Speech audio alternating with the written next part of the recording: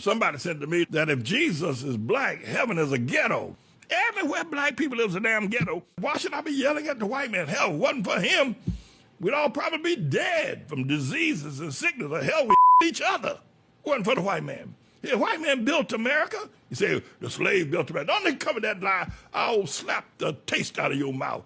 You ain't built nothing. Half the time what you did build as a slave, the white man had to whoop your ass with a whoop to get you to do that little bit of work that you did do, it to whoop your ass to get it done. Talking about we built them. You ain't built a damn thing. Don't own a damn thing. None of it. You had Harlem, you threw that away. No, thank God for the white man. Thank God. He's built America and some other safe places. Built airlines so you can ride around on. Built automobiles. Hell, y'all ain't got one nation in Africa have built a car talking that damn talk. The only thing y'all can do is play basketball, run up and down the court like a bunch of double-jointed fools. It's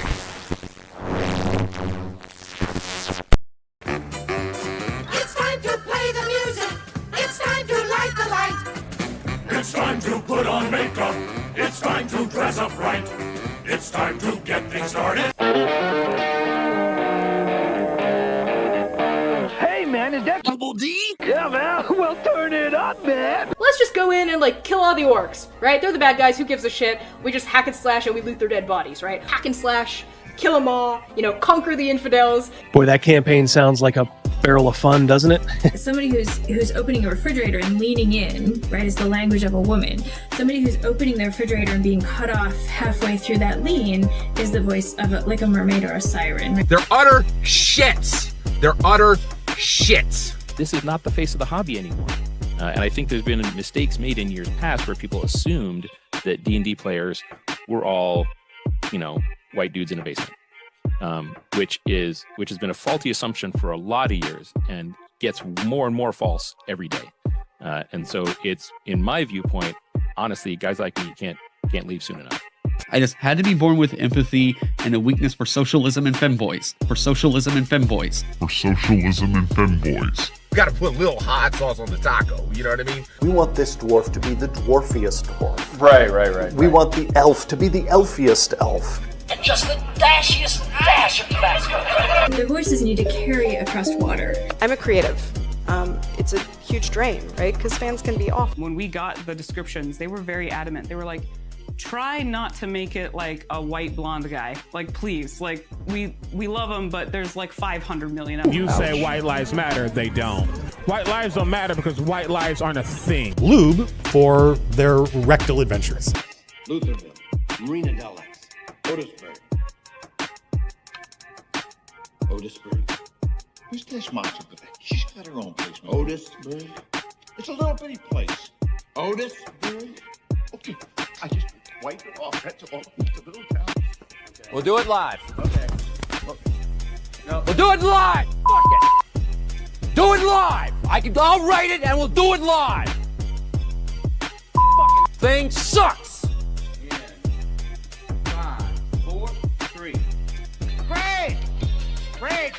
I've got a really big gorge here that I've got to traverse. Your mom has a big gorge. Did you cry? So much. I went into the house and my wife was like, "What's wrong?" And I just crawled onto her and sobbed. Oh my God. Well,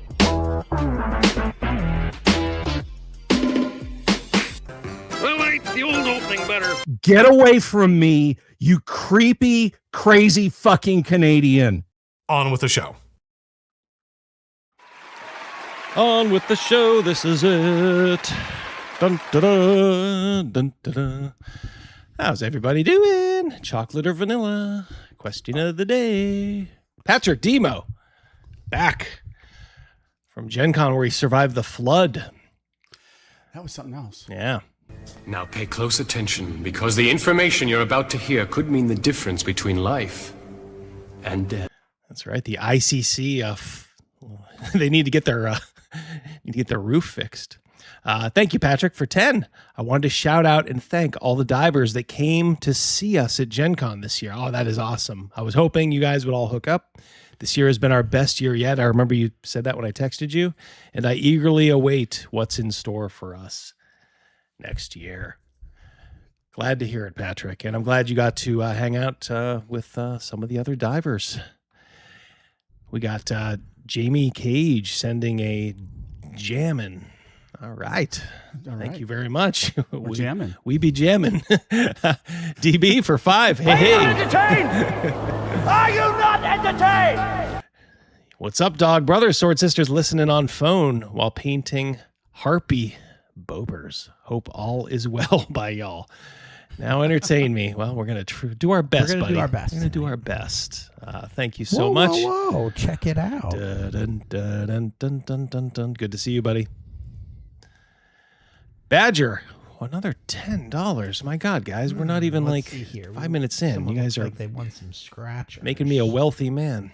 55, 65, 75, 85. After that, you're probably dead. We're going to see him. I got news for you. There was a woke lad named Basin, a congressional seat he was chasing. He ran his mouth too much, took a quick punch, and now he lies on his back. Isaac Glazin. Yes, indeed. You can bet we will. That is wrapped up in the lunacy montage tonight. So yeah, we will definitely see that. Yep, Rogan is here. Sharky. Chomp, chomp. Chomp, chomp. All righty. Bobers. Harpy boobies. That makes more sense. Yeah. I thought it was something. Maybe he was afraid it would get censored. Yeah. Thank you very much, DB. Again, I am like Ron Burgundy. I'll read anything, so just send it. John Carroll, 10 more. But I'm going to go with my instinct on this one. Saddle up, partner. Saddle up. How that movie didn't win some kind of an Oscar for something. Right. They give it to what won that year? Like the piano or some shit? That might have been Forrest Gump. Oh, yeah, 94. All right. John Carroll for 10. Received my Double D t-shirt this week. Thank you, Rogan. You can thank Rogan for that. Can't wait to wear it at my LGS. Thank you, Rogan, for the positive things you said about my painted miniatures I showed you. Oh, cool. Thank you, guys. Again, if you want a t-shirt, it's rogangosh1 at Gmail. I have it on the screen. It's a little bigger, I think, on the EFAP screen that we'll be going to. She said. That's right. The difference between black ladies in the 1700s and now are the types of lashes. Oh, Hungar. Give Hungar his requisite Carl's Jr. drop. Well, hold on. I got to find that new one. It is right on I'm the people. Secretary of State. Go. Brought to you by Carl's Jr. Why do you keep saying that? Because they pay me every time I do. The type of lashes. That was funny. It was. Rogan lives, indeed. You know who, Gavin told me the other day, he said, do you realize how much porn stars have influenced like mainstream fashion? And he was referencing in particular their eyelashes. Back in the day, maybe porn stars just wore ridiculously long eyelashes, and now girls do it now as well. All the time. So yeah, now we gotta suffer. Gotta suffer for it. All right, let's Rogan, do you like Shadowdark? I do. I did like it. Yep. Yeah, Double D ran a game, and I absolutely I loved it. I thought it was pretty well received. Oh, absolutely. It's a pretty nice little game, yeah. Roy, I love chocolate too, but vanilla will probably win this. And the winner takes on Arnold. That's right. Next week. And Captain Kirk. He's in the losers bracket. Oh boy. All right. Vanilla or Star Trek? Which is it? Hey guys, just a quick reminder. We had Greg on Monday. He has launched the Northern Reaches in case you didn't see it. That is the campaign setting. Beautiful, like kind of a fabric map that he's given you with this. Let's help our buddy out. Greg, he is a stickler, for detail and just getting things perfect. When he goes in, he goes all in. Oh, he's one of those intimidating guys because he's kind of smart and really driven, and those people will always be a little intimidating, but those are the people you want around you. Yes. You don't want a bunch of bums around you who never challenge you. So yeah, Greg is awesome dude, and let's help him out. I back this. As you guys know, I'm never going to ask you to back a campaign that's featured like this if I haven't done it with my own money, and I did.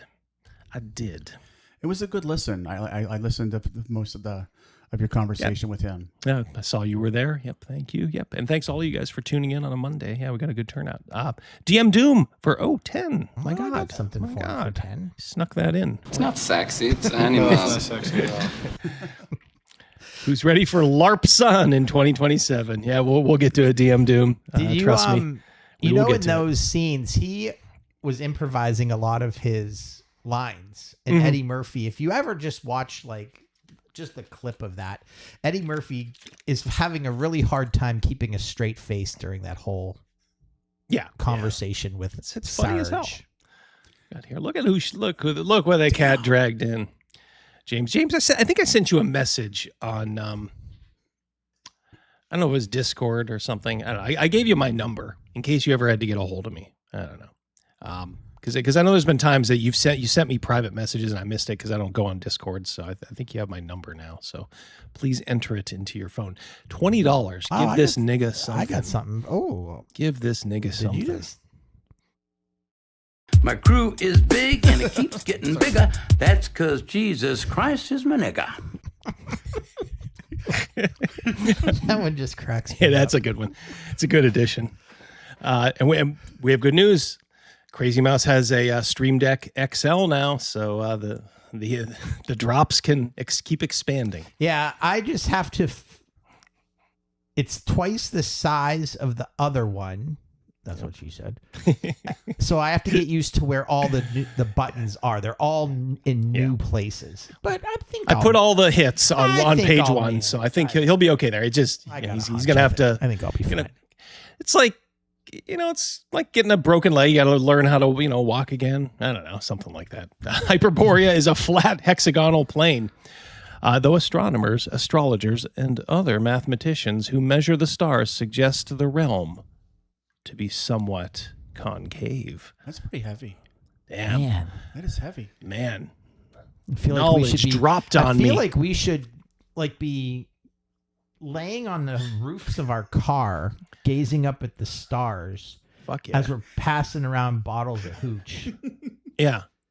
And our phone, we wouldn't have our phones with us. They would be in the car as our ladies are blowing us up. Like, where are you guys at? Solving the world's problems. Damn right. Craig sent a GG. Thank you, buddy. Captain Kirk is greater than vanilla, says Sean. It's getting very esoteric here. Very esoteric. Chocolate's winning. It's pulled ahead. This is going to be a close one. Kirk versus Picard. That was a bit of a blowout, but this is like going an to be a close 8-9 matchup for anybody that, if you know, you know. March Madness, yeah. Blue Druid, $5. Gen Con wasn't as bad with the wokeness as I thought it would be. Troons were there, but not many, and it seemed that they seemed to be avoided by all. Yeah, Hastermind, my buddy, he texted me and said, there are a lot of cosplayers here. And by cosplayers, I mean Troon. So he noticed it too. But yeah, that's something you'll notice. Look, Gen Con is put on by woke retards, but the convention itself, I tried to explain this 2 years ago when I went with Rogan and Mrs. D and Daughter D.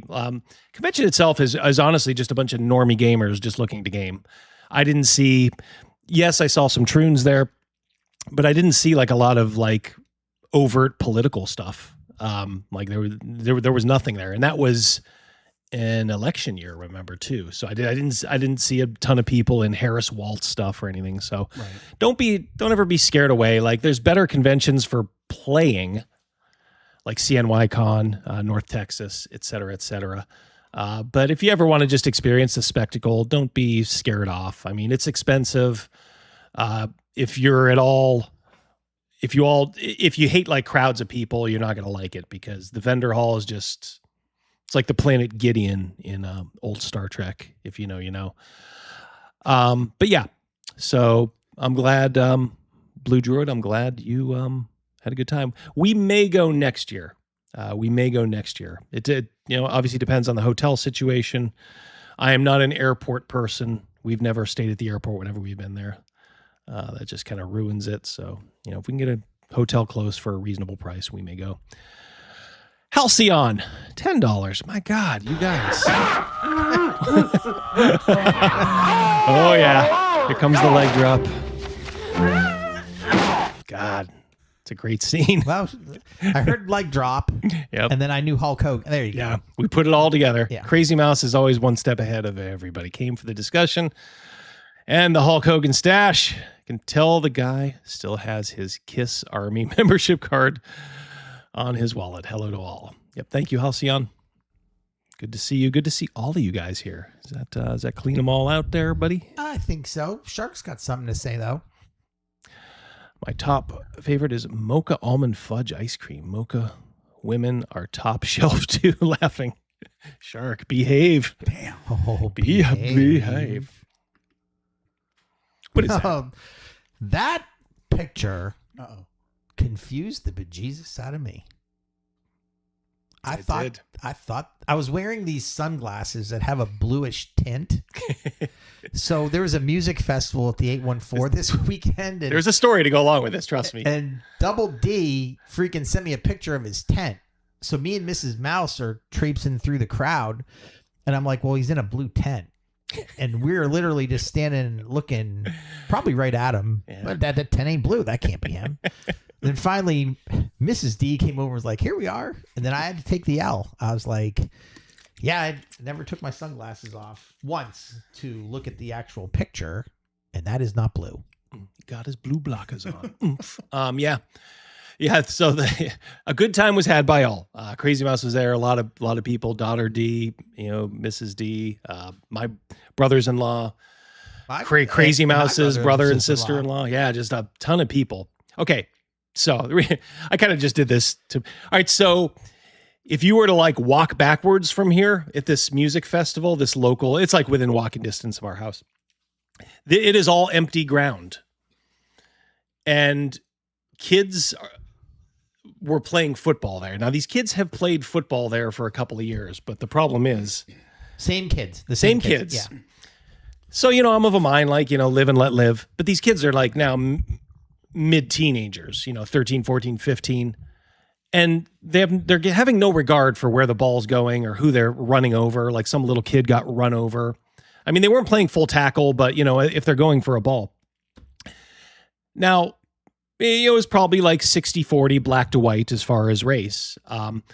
Now we were getting some balls in our tent, and we were, my granddaughter was, my son and daughter-in-law showed up with my granddaughter. So I was getting a little protective, but we were getting a little frustrated, but we didn't say anything. But there were people to the, if you were looking at this picture to the left, that just kept getting the ball constantly rolled into their tent. And they had a baby younger than your granddaughter. Yes. And they were pissed off. So finally, it all came to a head after about an hour and a half, 2 hours. All of a sudden, the the woman in the tent next to us kept the ball or, started saying something, and then it was on at the 50-yard line. And Mrs. D tried to go out and be a peacemaker. But what I wanted to point out is, if you want to know, those videos where black people are getting pulled over and they immediately just don't cooperate and they don't feel like they should have to cooperate. They will tell the police, you don't have a right to do this to me. If you want to know where that starts, it starts in places like this, because there was a sister who came out and she said, basically to paraphrase, you can't tell these boys what to do. They playing football. We're like, yeah, we know they're playing football. Could they move it back a little bit? No, they're going to play where they're going to play. My wife is just trying to get through to her, like, yeah, but they're getting bigger every year. I keep pointing out there's an empty field. Like, if you were to go beyond those trees, there's literally an empty field where they could just play, and there's no tents. This sister was making every excuse in the book for these kids. I was trying to tell people back in our day, like, our parents would have said, boys, once the first parent said something, the parents of the kids playing would have been, all right, guys, go find somewhere else to go. I think, to double down on that statement, I think, let's say the first time a football went into someone else's tent, that was your only warning. Yes. Yeah. The second time to move. Yep. In all fairness, if we said 20 to 25 times, it's not an exaggeration. It's not.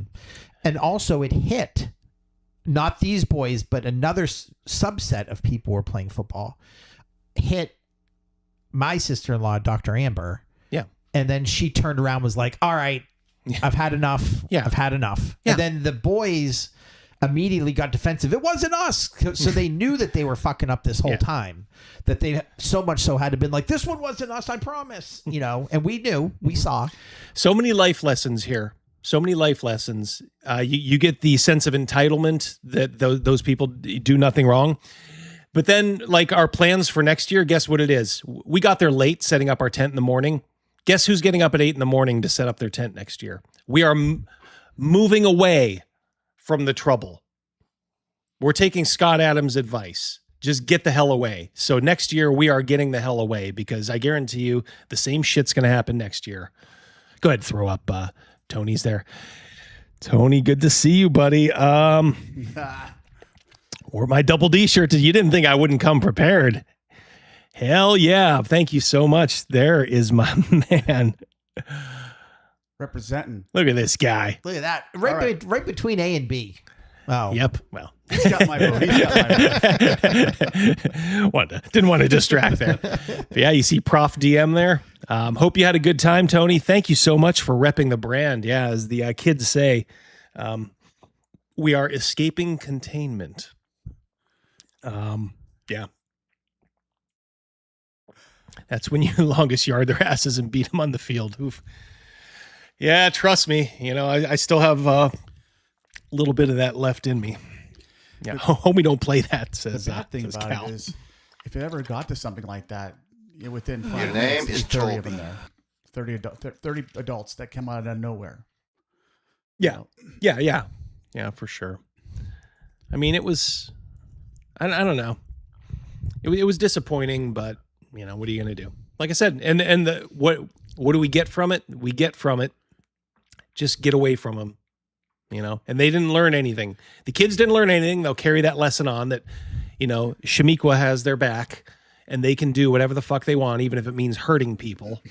And they're going to carry that lesson into the future. So in the future, when more people of color are going to prison, it's always going to be the white person's fault. It's not their parents' fault. Yeah. Yeah, the enablers, all the enablers. And of course, there were some brothers came out. I mean, it got heated. It never was going to get, I think, to fisticuffs, but some brothers were out there like, oh, you got to let. And then this fat pussy white guy came down. You just got to let these boys play. Now, my wife said that he was the father of one of the white kids, but I still didn't like him. He was a pussy. Hey, Ryan, for 10. Make sure that's on page 1. Bitter dregs. Wild. My dad would have chewed me out the first time I inconvenienced someone like that. Yes, me too. He would have belted the fuck out of me the second time it happened. Poor parenting is indeed the bitterest of dregs. Yes. Yeah. I think a lot of our parents were like that. We would have been afraid to tell them, you know, that's why we would have moved. We wouldn't want that to happen. So we would have just gone to where that wouldn't have happened. Yeah. Growing up there wouldn't have been a warning. We just wouldn't have done that. Our kids in the neighborhood wouldn't have been in it. The ball would have been kept. Yeah. Football's over. I was threatening to throw that ball in, you know, I still have a decent arm. I was threatening to throw it over those trees you saw in there, a little bit more to the side, but oh man. Yeah, that was the only bad part of that. Other than that, it was a perfect day. You know, we got to bullshit and drink with friends. It was very, very good. So, but yeah, next year we'll make sure we're away from the, let's just say the playing field. I'll be nice. Hey, Halcyon again for 5. Clubhouse leader. Anyone else concerned with WotC's revealing, digging up old campaign settings like Dark Sun and older characters? Well, I think it's not just a WotC thing. It's like a societal thing. They do nothing but remakes anymore. You know, and by the way, thank you again, Tony, my man. Thank you for repping the brand. Mucho gracias. Yeah. I mean, of course, Wizards of the Coast, they've done this with Spelljammer. They've done it with Planescape. They've done it with Dragonlance. Apparently, they're going to do it with Dragonlance again. How does that work? How are they going to unfuck it? yeah. That was my question too. And yeah, they're going to do it with Dark Sun. We're going to talk about the Dark Sun too. Yeah, James. Yeah, keyword dad. Yeah, that's. I will say there were men there. I'm sure there were a couple of dads, but you know, let's just say there were more kids than who knows? Dads. Maybe one of those kids was a dad. Honestly, a couple of them could have been. A couple of them I know were probably like maybe 14, 15. They looked more like 19, 20. Hungar, the brother of James, $5. But you know they don't be doing nothing. They be doing nothing. My baby don't do nothing. They got them didn't do nothings. Thank you, Hungar. Yeah, thank you. And thank you guys. Man, you guys are humbling me here. All right. Let us, you guys have been talking about, Toby. My money is motivated to buy anything from WotC. I can take care of the Toby drops. I have a Your name is Toby. I got a cheat button for Toby here, so I'll handle all the Tobys. If you want. Thank you, Toby. Because it's right here. I mean, I got it. Yeah. My money is motivated to buy anything from WotC. Yep. Ice cream like campaign settings. Vanilla ice, says Edgelord. Yeah. Whoa. Yeah, I kind of I know what you mean. I like kind of I don't like stuff that's too much. Like Eberron to me would be too much of a fruity campaign. You know, it's got to be kind of right down the center of the fairway sort of a thing. Is that how you pronounce it? Yeah, Monty Cook's Patolas with the sky cabs and weird shit like that. Fantasy, not even sci-fi. Yeah, so I'm kind of with you, Edgelord. Yeah, I kind of like them a tad vanilla. I tell you what, I like it with vanilla with like chunks of like, you know, brownie or something. There. Patrick again for 5. They're making World of Warcraft and Star Wars into D&D settings. Yeah, my God, that's never been done before. Where do they find these original ideas? It's like, speaking of original ideas, Patrick, I don't know if you were able to listen last week because you were busy at Gen Con. We were talking about how they're redoing the Thomas Crown Affair. So they're now making remakes of remakes. I saw the trailer for it. I went to see the Spider-Man movie. Mm-hmm. And I saw the trailer for it. And I'm like, oh, shit. Yeah, we're in the grandchildren of remakes now. Yep, exactly. Thank you, Patrick. Yeah. And in case you missed it, you know, out of all that too, like, oh, they tried to sneak this in here. Oh, do you like the new Greyhawk word mark? Gee, doesn't look at all like a trans flag, does it? I'm sure that was totally by accident. That's a whoopsie daisy. Whoopsie daisy. It's appalling. These people. It's so obvious what they did, and you know they'll try to pretend like they didn't. But fuck. It should be just one solid color. It should just look and shout at you. You know. Give you a clue of what's behind it. You can do that with something like that. Yep. Gay hawk says Joe. I mean, what's wrong with the old word mark, right? No. I mean, it was classic. You could maybe update it a little. They don't have to use their AI to create this. It's already created by a talented person years ago. Yeah, I had heard it's official, Matthew. I had heard it's official. I'm hoping it's not. I'm hoping I'm wrong. Just the fact that somebody did this is bad enough. But here's why vanilla is better. If you add chocolate to chocolate, it's too much. But if you add chocolate to vanilla, it's the bomb. Ooh, yeah, there you go. That's the thing. When we do this, this is how I'm looking at it. Just chocolate and just vanilla. It's just, I don't know. Okay. Well, what's all these liberties here? But, do you like Spock or Kirk? Well, Kirk banged all the hot women, so do I get all the hot women included? No, you just get vanilla ice cream. There ain't no fucking bowl of sprinkles next to it. You just get vanilla ice cream. Yeah, if you're throwing something on top of the ice cream, I'm going to go vanilla. But if it's just chocolate and vanilla, wasn't the question. I'm going to just go with the chocolate. There you go. Crazy mess. Thank you.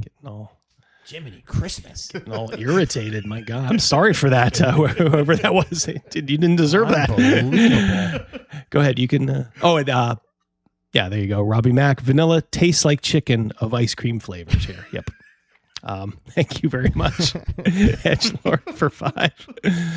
Not going to lie. I'm tempted to get the new Dark Sun, but I'll see reviews from like-minded people first. To buy it, I'll need a shitload of... Oops. I don't think did I put that one there? Oh, boy. I may not have. You may have to hold off. One moment, please. Yeah, 1 moment, please. Well, we owe you a shitload of dimes there, Edgelord. Thank you very much. Yeah, but I'm of the same mind. I don't want to be a complete reflexive hater, even though Wizards of the Coast has done absolutely nothing to engender any sort of trust. In the same respect, I'll keep like 1% open to the fact that it might not be that bad.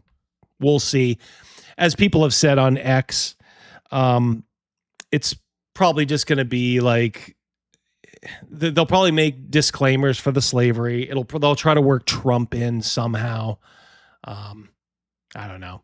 It'll somehow they're going to fuck it up. But in the same respect, as a YouTuber in this space, I will keep my mind open to the possibility that it could be good, even though that possibility is probably remote. Which setting brought us the Hadozi? What's that? Which setting brought the? Oh, Somebody's got to go back and get a got it. It's on page 4. Page 4. Okay, I'll move it to 1. Go ahead, get Shellbacks there. Yeah, thank you, Edgelord. Shellback for 5. I like early gunpowder in my fantasy. Okay, yep, that's not bad. Can't have fantasy without pirates, and can't have pirates without cannons. Yeah. I tend not to. I just kind of make them sailing ships with not arquebuses, but the ballista or whatever, as sort of stand-ins. But Mouse is taking our freedom. You have to understand, Crazy Mouse. It's not how the chef intended it. Yeah. His first 3 rides today were chicks who were crying.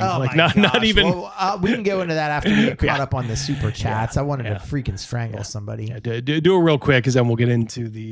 You want to do this one first? Oh yeah. Halcyon again for 5. Thank you, brother. LOL. Can you imagine what they would do to the birthright setting? No, and I'm hoping that just sort of flies under the radar, please. Yes. Especially with all the bloodlines and being tied to the land. Absolutely. Oh yeah. I almost overlooked that. What they would do with like the tying to the land. Like, this is native land. You're on the Hopi Indian, native tribe land. You're.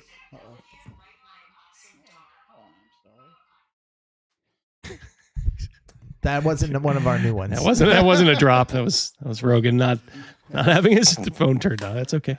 Yeah, no problem. When synthwave hit the internet, says Red Devil for 5, I loved the neon pink and blue color scheme. Yet since then, the mainstream goons have massacred my boy. Yeah. Unfortunately. Evil for Justice for $10. Oh, come on, guys. It's all ball bearings nowadays. All of it. Thank you so much, Evil for Justice. Very kind. That picture of the man bear pig they showed off for Dark Sun had way more metal than all of Athos had combined. This is not Dark Sun. Yeah, and the thing is, those little nuances I'm hearing from the people who actually ran it and played in it, and it's sort of telling. It's telling me they're not paying attention to the details. It's kind of telling me it might be a shallow cash grab, which is what Spelljammer was, which is what Planescape was, and Dragonlance. They never supported these lines after they gave those little three book slipcase things with the DM screen. It's like, here you go. That's it. No support whatsoever. Like no gazetteers, no real adventures. They're too good for adventures nowadays, so they don't. Hold on one second, Crazy Mouse. They don't do that kind of stuff anymore because they think they're better than it, and that they can't make money at it. Bullshit. So they'll put those out, and then that's it. Remember back in the 90s when you'd get the original box set, and then it's like, oh, here's the source book. Here's a couple of adventures. Here's an anthology of adventures. Just really cool stuff. They don't do that stuff anymore. Snake Sean for 5. Seriously, I will take Chalt 9 times out of 9 over modern D&D Dark Sun. Yep, that's kind of what I am guessing is going to be the case. Ryan for 2. Al-Qadim might be more untouchable to WotC than even Dark Sun. Vanilla all the way. Yeah, Al-Qadim was kind of the Middle Eastern. Thing is, you can kind of get some of that with the birthright setting. People don't realize that, with the Kanazi race, very much kind of a Middle Eastern race of folk, which worked very well. So you kind of got the whole world. You got the best of both worlds. And they got their own, by the way, they got their own little mini box set too. Like source books and all that, and including NPCs. OG Neon Samurai for 5. As my normie buddy said about WotC messing up Dark Sun, maybe not, maybe okay, but probably yes, but maybe not. Yeah, it's. I think we'll see it with the trailer too. Or actually, we're going to use Scott Garibay to frame it. I found a Scott Garibay video so we could frame everything, if you could believe that. Getting all artsy on you here. So yeah, we will watch that trailer, and it seems like they only got one thing out of it, like, ooh, Dark Sun violent, Dark Sun bloody. Yeah, but there's a lot more to it. Like, didn't the Thry Kreen come from Dark Sun? Like, I remember that those were like hugely like shown off in the setting back in the day. I don't know if they did in that video. I can't remember. I don't think they did. I think it was just like, ooh, we're going to rip spines out. And Brian for 5. Good to see you, Brian. New Zealand, Foidola. Working on new Barbarians of Lemuria game. Also on 18 kilograms of minis I got in Oz. Nice. Got my Dark Sun box set out and thought, nah, I'll stick with this one. Well, I got a feeling you ain't going to be the only one there. Shadow is right. Arduin for the win, says Edgelord. Yep, you Buffalo guys got to stick together. But yeah, I concur. Yep, good guys, good solid guys. Oh, Thry-Kreen were originally Arduin. There we go. Tony says Dark Sun had little to no metal either. Well, there you go. All right, let's get into it. We'll get Blue Druids there, and then we'll hold off Crazy Mouse on the others. We'll just hold them back until they're about to disappear. Blue Druid for 5. So how many got to meet Tank Hammer Tolman? Good question. I'm not sure. Chat, help him out. Here we go. Are we ready? Hi friends, your pal Scott Garibay, and today we are going to talk about the Dungeons & Dragons Vision Keynote 2027 from late July, Gen Con 2026. And today we are going to talk about the epic announcement of the return of Dark Sun to Dungeons and Dragons. So this was announced by Greg Billsland. What? Like, who is this guy, right? I had the, what? I had this. I was kind of e-fapping it live when it came out, and I had the same reaction. I'm like, who is this guy? Well, if you haven't seen it yet, you're in for a treat. You're about to see who Greg Billsand is. And so, first of all, I've never seen. There's nose one. All right, so here's the trailer that he's talking about. This is the trailer for Dark Sun.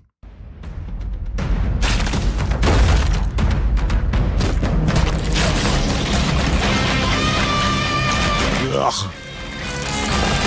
Gross.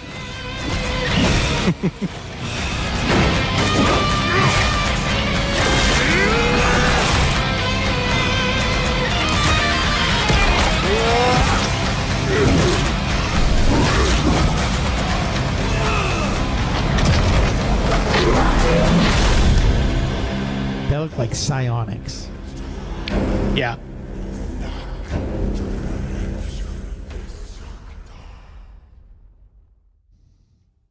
Hey, everyone. All right, so that's it. But immediately, like, Dark Sun fans were like, already, it's not entirely what, Athos, I think that's the name of the world, what it is, what the whole setting is, the struggle for survival, just holding on to, like, hope in this just, like, blasted world. Instead, it's like, yeah, let's just kill things and, rip their fucking heads off. Don't read that. That's just for the fans to read. Yeah, okay, there you go. Yeah. Edgelord, okay, you convinced me that's gay. Yeah. I don't know. It's about an OnlyFans for Greg's nose. Welcome. All right, here we go. Blood-soaked world of Dark Sun. Yeah, that looked like they needed one of those things at SeaWorld, like the splash zone. Yes. I've sat in the splash zone before. Oh, did you? I have, yeah. Back when there was a SeaWorld, before those eco retards ruined it. This guy is, as Crazy Mouse might say, he got a little sugar in his shoes. What's going on? Don't even press play. Is he doing the stanky leg? What's he doing there? Oh, yeah. Look at that left foot curved in. Wow. Huh. Hungar. Looks a little tame for Dark Sun. Yeah. I mean, to me, it just looked like an overt, like, let's just appeal to the least common denominator here. Just all it was just people just ripping and, smashing things around. Okay.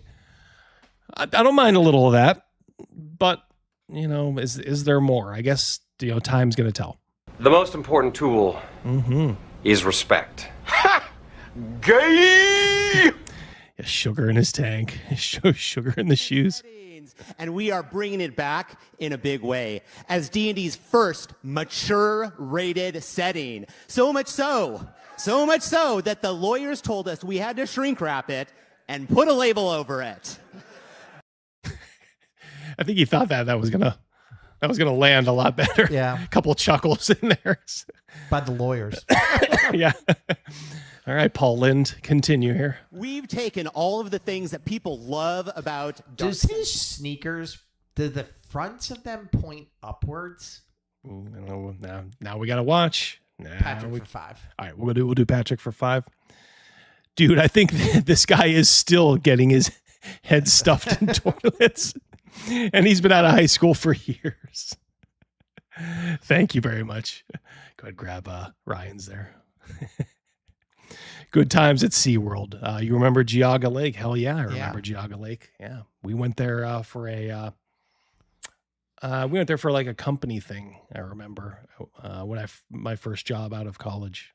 It looks like he just ate a lemon. Yeah. Okay. Brutal stories of survival and resistance in the face of tyranny, and developed art and game mechanics, all to realize the promise of this world, the dying world of Athos. I mean, I guess it's an okay picture, but I mean, just it's full of like stuff that doesn't jibe with the setting. But for a change, I don't necessarily have a problem with the art per se, other than of course it's got to be a chick. You know, that's just de rigueur for them now. It's just so over the top, and maybe that's a good thing. I don't know. Maybe it's a good thing, but I don't know. As far as the composition goes, this one isn't half bad. Is a brutal place where survival is its own act of defiance. Magic. See, they're already setting you up for it. Survival is its act of defiance. It defiles the land. Psionic monsters prowl. I thought that looked like psionics. Mm-hmm. It's a big part of it. And tyrannical sorcerer kings rule through power and fear. And I am excited to share with you today some first looks at some art from the books. Yeah. Where's my bowl of confetti? Blah. Go ahead, get edgelords. Jesus, what was I thinking? I'm sorry, everyone. No, you're not. The thing is, I don't think there's anything wrong with keeping an open mind. I really don't. Like I said, I'm keeping 1%. The other 99 is this is Wizards of the Coast. They're gonna fuck it up. They're already sort of. We need the Gong Show hook right now. Yep. I mean, that's good, but here's the good one. Thank you very much. He looks like he eats hot dogs with his butt. Hungar. I might use that in every day. Eating hot dogs with his butt, huh? That is a skill not everybody has. Hold on 1 second. My glasses are steaming up. Snake Oil says they're going to go turn the PCs into Antifa cells. Oh, remember, Sean, they actually did that in Planescape. They made one of the factions. It's not up for debate. They did. The way they phrased it, one of the factions was Antifa in Planescape. So why would this be any different? The only thing I can say is maybe they just realized like, oh, we can't keep doing this. We're just going to keep losing money. But it's Fortune 500 company. They may be into it. Doggo for 5. Banana ice cream. Will they have coerced, forced working population? The thing core to the setting. Yeah. In other words, slavery. I don't know if I can say it on YouTube. Yeah. My guess is they will include it, but they will put so many disclaimers and they will hit you over the head so much that you cannot possibly be for this. If you are, you're a horrible human if your character goes along with it in any way, even if it's for a means to an end.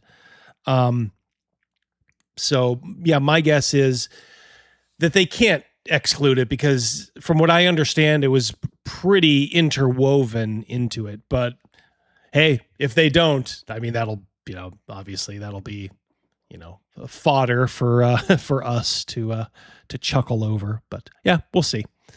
We shall see. The flicker of freedom in this dying world. Its sorcerer king Kalik lies dead, but the city's revolution continues. Tears flames forge its future and burn any who sympathize with tyrants.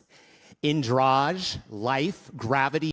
See, and I saw these, when I was watching this live, and I'm looking at it kind of from an outsider perspective. Like, look, if you show me a bunch of quote unquote new Birthright art, I'll be very critical of it.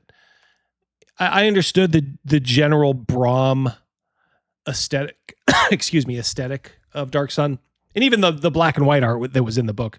I did have the original box set for a time. I think I gave it away, and I do remember there was some good black and white pieces in there. This just didn't read as Dark Sun to me. This stuff here that you're about to see just did not read at all.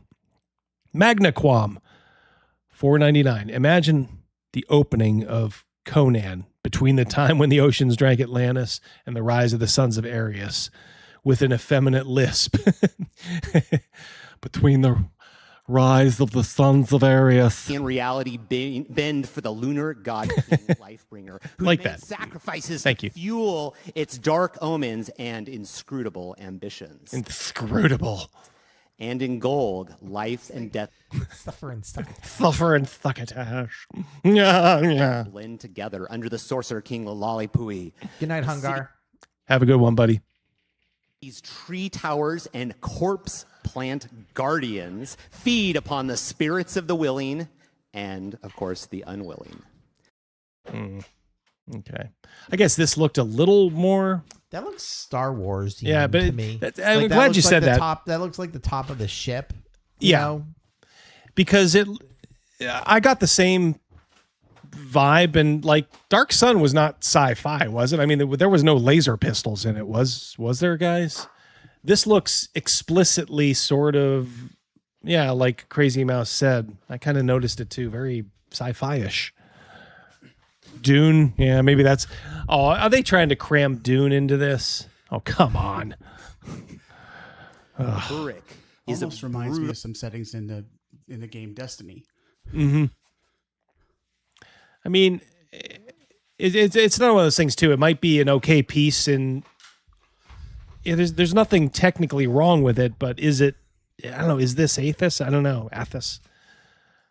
To me, I don't know enough about the setting to know one way or the other, but it does kind of those even clean lines just scream sci-fi to me.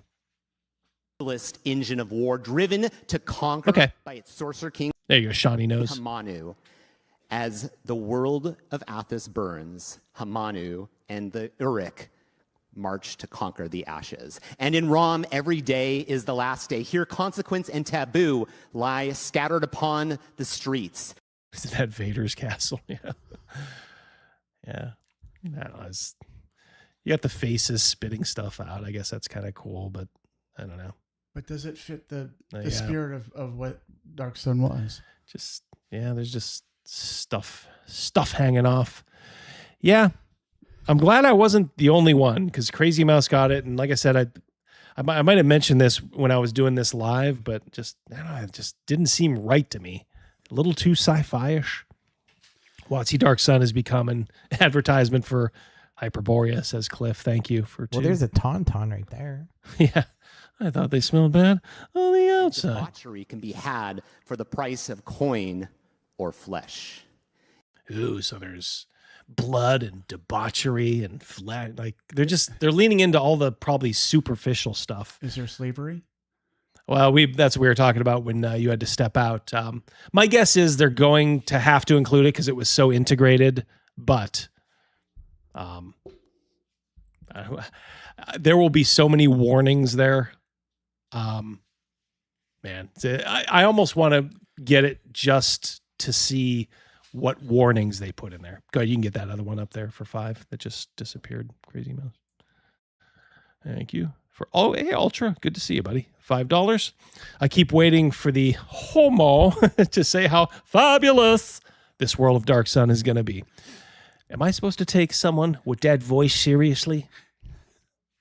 It's kind of hard, isn't it? And in Nibene, scions and scholars alike grasp at secrets from a forgotten past. He has that tiny little lisp in there, the gay lisp. It's there. You got sugar in the tank, as they say. Ever since I mentioned his genie shoes, they haven't shown him again. In pursuit of alien glories, seeking to outwit mortality. And last is Balak. It is what comes from a tyrant's reckless pursuit of power. It is a waste. Are we at all in doubt that tyrant might just be Trump? Like they'll find some way to turn it into like a Trump allegory. Dominated by bizarre and deadly remnants of mad ambition. Dark Sun is a gritty, mature setting for those who are willing to step into this world. We have 3 books: Blood and Power, Edge of Oblivion, and a limited edition player's handbook with alternate art for Dark Sun. So really, it's like you're getting 2 books in this. That's even a little weird because I think in all the others you got 3. They'd give you like sort of a player's guide, a DM's guide, and then a book of adventures. Here they're giving you 2 books and then just a reprint of the player's handbook, probably with like a bunch of like, just gross out art in it, just so they can, say that it's there. $10. Oh, Shield Mage. Thank you very much. What do we got for him? Don Pardo. They're schemers. Schemers trying to control their little worlds. Hi, Double D. Condor needs to stop slacking off on being a silly goose. I miss the Vultureverse. It's not that he's done that. I didn't want to I kind of got busy doing other things, and I didn't want to overdo it. But I think we may revisit it at some point. He's always building up material for us. So, and speaking of that, I'm going to be going over to Ryan David's channel tomorrow. He says he has a pretty funny video that he wants to look at with me, and I said absolutely. So, check out Nerdcognito on Rumble tomorrow. I'll be joining him over there. Also, my thief was the first person in centuries to slay a dragon in our SD. Is that Shadowdark game? Lost 2 good men, though. Ouch. But a thief taking down a dragon. Hey, Chris, good to see you. Better late than never, my friend. Congrats on the dragon kill, by the way, Shieldmage. Evil for Justice for another $10. My God. You guys are making my heart a flutter. Oh, one of my favorites.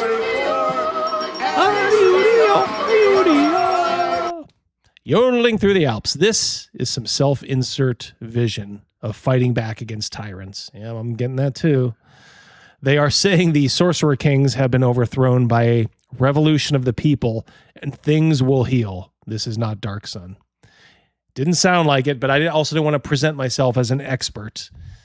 But, I know some things about Dark Sun and it just seemed a little off. But like I said, you don't have to, you can go full bore on hating it. I'm going to go 99% hating it. I'm going to leave 1%, as I said before, for the possibility that it may be okay. Waiting for the divine Shamiqua art, says Flapjack Long John. Hey, good to see you, man. Representing over 400 pages of content. There's a shoe. They do point upwards. 400 pages of blood. All in 2027 in the season of survival. If you want to learn more, dungeonsanddragons.com/darksun. He looks like ketchup and mustard together. It's just... to me, it's next week's poll. Ketchup or mustard? Yeah, there you go.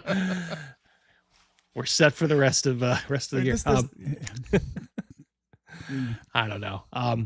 To me, this is also just it's like Wizards of the Coast, not watching the details. Like, I'd have gotten somebody else to introduce this, only because, all right, so you're leading with Dark Sun. This was kind of the feature of the show. And you couldn't have gotten someone a little manlier. And dare I say, I'll tell you, why didn't that guy over there read? Look how huge he is. Yeah, he's just the MC. Whatever. But look, Dan Ayub, who wasn't afraid to drop a bunch of F-bombs. I mean, he would have been better doing this. Why did they pick the most flamboyantly gay guy they have? I don't know. What about the mole race? What is the mole race? You have to explain that. Somebody educate me. Crazy Mouse, put that up when it's up there. I'd like to know what that is. Okay. Thank you, Toby. Chris for $10. Fall down the thunder. Well, now you got it. Damn right. Anime weapons, 0 respect for the source material. Yep. A chance to wokeify the last vestige of OSR dark fantasy. I'm in, girl. Yep. Sure seems like it, doesn't it? Is this it? Half dwarf and human? Yeah, half dwarf, half man. Okay. There you go. Human mole. There you go. Thank you, guys. I got a picture here. It looks like an orc. A mole is an orc? Looks like a half orc? Looks like an orc. Oh, boy. Seems to be some confusion about the mole. Thank you so much, Gen Con. Thank you so much, Great Poupon. Thank you so much for joining us. I think I have seen his name in D&D canon credit pages, right? I'll tell you where else you've seen his name. On the front of a fucking ketchup bottle in your grocery aisle. It's true. Everybody forgot we were in the middle of I edited this. Of course, Scott didn't edit this, but I edited it in. You guys didn't realize it was like Inception. You're actually inside of a Scott Garibay video. But it's astonishing. First of all, it's the last guy who should have announced. He was the wrong guy to announce Dark Sun, right? Just say why, Scott. You're seeing the same thing we are. Come on, buddy. He is the antithesis of Dark Sun. It was just like this guy comes out and he's like, "Hello, everybody," you know, like, and then he announces this really hardcore, you know, death metal like setting, and you're like, "Are you an associate pastor somewhere?" You know, like it was a complete. It's not with a joke. Issue. I like it. I like it. It was. There you go. Nice little emoji there. You want to get Cliff for 5. Dude looks like he should be selling cupcakes at the local farmer's market. Yeah, sounds like he sold his soul at the glory hole. Oh my goodness. It sounds like a song. Behave, guys, behave. What was really interesting was I paid, with every single thing that was announced, I paid very close attention to who announced it and what title they put under their name. And now that makes sense. Yeah. So not specific to dwarves. Okay. I'm trying to think if have I ever run across that term before? Maybe I have and just forgot. I don't know. Thank you. So his title was executive producer of D&D. And I'm like, yeah, by the way, that guy, you know who else was the executive producer of D&D? That was Kyle Brink's position. Is this the new Kyle Brink? This light in the loafers Rogan fruit? was upstairs and he missed it. Someone made a comment that it looks like he eats hot dogs with his butt. That wasn't just anybody. That was Hungar. So first of all, the titles issue with Dungeons and Dragons is shocking, right? Like these titles, I'm convinced that the titles of people who work on D&D are not to convey information; they are to hide information. It's the thing is, I agree, Scott. Like I don't know why he's always so 100% pro WotC, pro D&D. He's actually speaking truth. Look at Scott Garibay speaking truth to power. So I listened to Grace Randolph. She's this brilliant. I sold my soul at the glory hole. And she's the best movie reviewer on the planet. Go check her out. Her channel is beyond the trailer right here. Grace Randolph. She's fantastic. And she explained a while ago about producers and executive producers. And she explained producers are invaluable on film. They actually get into the nitty gritty and they make movies happen. They remove every obstacle that is in the way of this thing getting made and getting distributed, right? And they're absolutely invaluable. Executive producers are useless crap. Their name has been attached to the film for some incredibly arcane, useless reason. Often they've given money. The perfect way to understand this is Amanda Seyfried was asked in an interview, "Oh, hey, you were an executive producer on this. What were you thinking when this decision was made for the film?" I agree. Like, "Oh, I was an executive producer on that? Oh, I didn't know that," right? And you're like, "Oh, we know how you became an executive producer." Agent was like, "Oh, you know, hey, we need to get you skilled up and make it so that it's like, so you're just not an actor." She's a movie reviewer. She always films. She's in like some high rise. She's getting chubbier, like by the year. Pound. Yeah, yeah. Patrick for 5. Grace Randolph. Everything you say is invalid, Garibay. Everything. Yep. Yeah, she's also fairly woke too. She buys all the bullshit. What She's happens kind of a is, shill. Like maybe he has a lot of great points, but as soon as he says one that's totally ridiculous, it discredits everything else that he said. And it's because he doesn't think his points through. He just kind of goes off the cuff. You know, I suppose that's his style. No, that's fine, but it does have a cost. You know, in life we well said, Sean. Hold on one second, Rogan. You can continue that. Dark Sun doesn't have metal. It is metal. Yes, indeed. Go ahead, buddy. In life, it's best that you surround yourself with people that will be your editor, and you'll be the editor to them. You know what I mean? Yeah. Kind of. You know, it gives you that. Yeah. They hold you accountable. Yeah, that's what your friends are for. You know, when you step out of line, it's called tribal behavior. They don't let you turn into a fruit that's going to let the tribe down. So it goes back a long ways. That's what real friends do. And you know, they're cognizant of your feelings, but they're not afraid to hurt your feelings in the short term if they think it's going to make you better. Actor, but you're more than that in Hollywood. In case you get old and then need to direct it rather than act because you're no longer pretty, we'd better put some executive producer. She didn't even know, like, and this is par for the current course. Executive producer means my name is on this thing. I probably did close to nothing.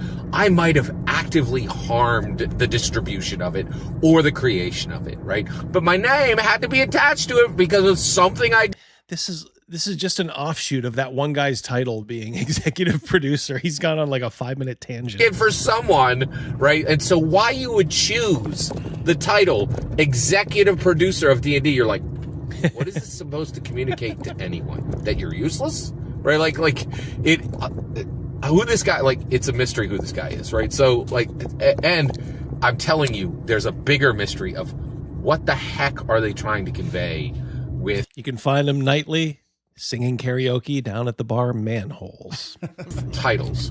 Dan Ayub is the head of D&D. What does that mean? Right? Like, what is the head of... Is he the president? Is he a VP? Like, what does that mean? Right? Like, and the reality is these titles, the things they're doing are very important, but they don't want anybody to know what they're doing. They don't want people to know how D&D is actually built. And they're not completely wrong in this, because every piece of information that Hasbro gives us about D&D, some channel forms it into a dagger, a virtual dagger to stab them with, right? So their non-transparency, actually, there are good reasons for it. Look what the cat dragged in. Hey, Meat, how you doing, buddy? Good to see you. Fascinated by this subject. And exactly true. Let's talk about Dark Sun. Okay. So Gil Bilsland announces Dark Sun is returning to Dungeons & Dragons in 2027. So first of all, I got to do a mea culpa. I was wrong. I did a whole video saying, hey, everybody was saying that we were going to get Dark Sun, and we didn't. And those people were wrong. They were right. It was just delayed, right? So there was stuff in Arcana Unearthed that was clearly, there was stuff that was being built, and people were like, oh, they're building Dark Sun, right? And then we all expected it to be announced in 2026, and it wasn't. And so I was like, this is not coming. They're not going to make Dark Sun. They thought about it, and they decided not to. I was wrong. The people who said that Dark Sun was coming were right? And also, this is very important to understand. It is extremely difficult for them to announce anything that is going into core D&D as a surprise. I was shocked they were able to announce World of Warcraft and the return of Star Wars to Dungeons & Dragons, and those were genuine surprises. So when they say, because that was the other big tease at the end, they had like somebody in a Darth Vader suit, the return of Star Wars to D&D. Are they producing a separate Star Wars game? Are they making Star Wars into a D&D world? Like, I don't understand what's going on. And people keep talking like they know what's going on. And I'm looking around like, why am I the only one who doesn't know this? Do any of you know this? Is this a new Star Wars RPG made by Wizards of the Coast? Or is this some weird, stupid tie-in where they ham-fist like D&D into the Star Wars universe? I don't know. Hey, James, $10, my man. Pays that man his money. Double zeros, baby. Ooh, yeah. If Hasbro releases info, then they get if Hasbro releases info, they get a dagger in the heart. Yes. Yeah. Perhaps. The old Austin Metcalf. Those were reveals. Maneuver. They were actual reveals in the keynote. Thank you, James. Which is pretty incredible, right? And I didn't hear any channels talking about that or predicting that. That's pretty impressive. But if you're going to put something into the core game, the way they build, it's not going to be a secret. So we should have known Dark Sun was coming. It was simply delayed. So I want to give the flowers to the people who knew that. And I mean, that's even gayer. I mean, yet another Star Wars game. Okay. That would be one thing. To have like Darth Vader, carving up your barbarian or whatever. It's just so fucking gay. And actually talked about that and legitimately gay. Hey, Dark Sun is coming. They were right. Dark Sun came, right? Now, it does get really interesting. So here's what is what I'm fascinated with about the Dark Sun. It's Dungeons & Dragons' first mature product, okay? We don't talk about this enough. I don't think nearly enough. Dungeons & Dragons is for 12 and up, right? Now, Dungeons & Dragons for adults, everybody talks about that all the time. Dungeons & Dragons for 12 to 18. Why does, you know what's weird is, I guess I never really noticed it till I've just very recently. He just can't say D&D. No. Yeah. I haven't known. It's probably something I was cognizant of, but now that you say it, it's true. He always says it gets annoying. It's like an earworm. You can't unhear it now. He's a true believer. Chris for 10. Hold on, I got something for Chris for 10. I'm Johnny Bench. No runs, no drips, no errors. Look at those boobies. Boobies. They already made a die 20 system for Star Wars back in 2000. Yeah, we played it. I'm guessing that they will go back to that and expand on it with content from the crappy movies that nobody likes. In other words, the sequels. So Chris has an alternate point of view. We played the die 20. It was an okay game. The Saga edition was probably a little better, honed down just a little bit. But I think I mentioned this when I was doing the EFAP. That's where you got the Vitality wound point system, which I personally kind of like.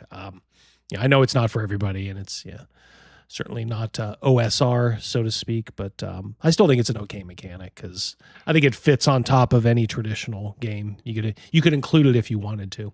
Evil for Justice for $10. I have crossed oceans of time to be with you. You so crazy. You could have just called.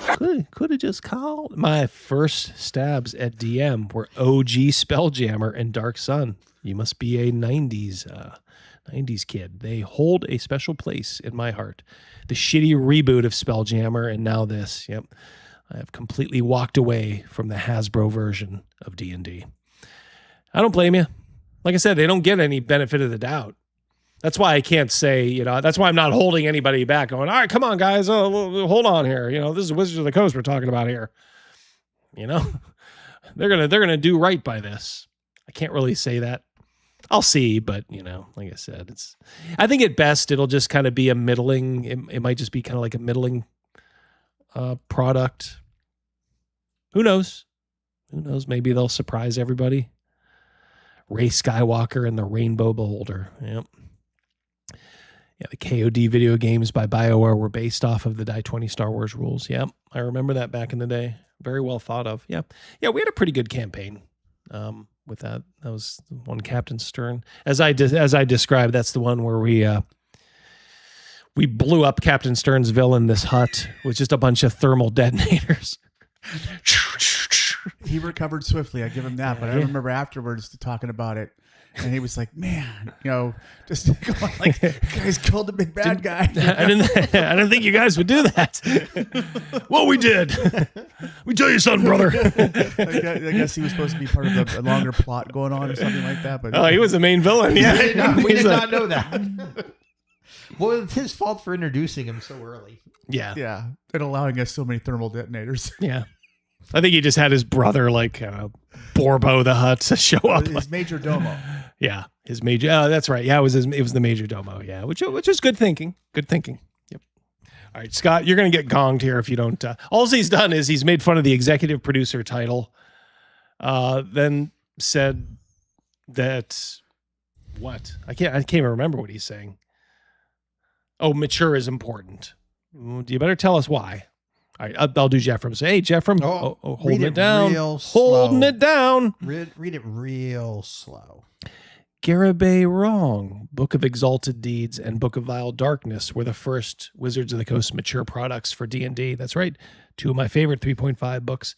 I had the Book of Vile Darkness in PDF, I think. Somebody made a PDF of it. He could not change that even if he was hanging with... Our controvertible episode of Pigs in Space. Did I put that on page 1 for you? I don't know.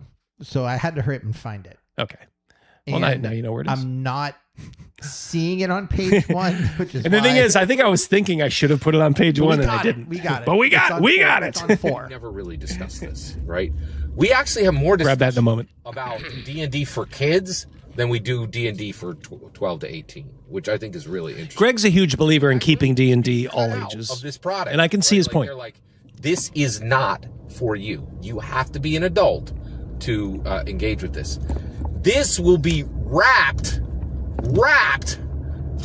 not a joke. This will be plastic wrapped. That is astonishing, right? This is actually You side-eyed that card that sped right by. Did anybody see that? I did. Because even the covers, actually, I think the covers are going to be fine. The problem is the content inside. It was probably his dash. They're like, fuck it, I'll just go to the store. I'll go myself. NFSW. This is going to get weird. This is going to get real weird. Also, I want to say, I'm not a super fan of this. There's a good chance I won't purchase this, right? I don't make a habit of purchasing things that are distributed like porn. Or like, this is really weird and odd, right? Scotty's turning against his master. Did you ever think you'd see the day? Those nostrils are spectacular, says Greg Bilsand, allegedly. Thank you, Badger. And I'm not super happy about... You guys are just making me talk yay. ...this decision. I'm going to say that flat out. I'll do it. I don't actually think this is a good I don't like it, but I'll do it. I do understand why it's necessary. So will they call these wrappings WotC condoms, says Agile Monk. We can call it that, right? They had a choice, right? Wrap that shit up. And we go, okay, wait. Jar Jar Twinks. It's in Dark Sun, right? And they could be like, oh, and then like involuntary servitude as a major theme, right? And then they could be like, nope, we're not doing this, which is exactly what I thought they were going to do, right? But they're like, oh, no, what we'll do is we'll just make sure it's clear that this is not a normal Dungeons & Dragons product. It has to be plastic wrapped. It has to be kept from 12 to 18-year-olds. And it is strange. This is a very strange product. And my take, this is a mistake. I don't think this should exist. I do not think this is a road that we want to go down. I know he kind of believes what Greg does. With DC Comics for Black Label, and Marvel has been going down this road. And I'll tell you, I skip those products. I don't touch them, right? Like, and he might bring up a good point. I think they're kind of underestimating. There are still, even if there's no satanic panic, I think there are a lot of Christians out there who are like, nah, I don't think you need that, Sonny. You're too young, and yeah, we ain't getting it. Antonio for 2.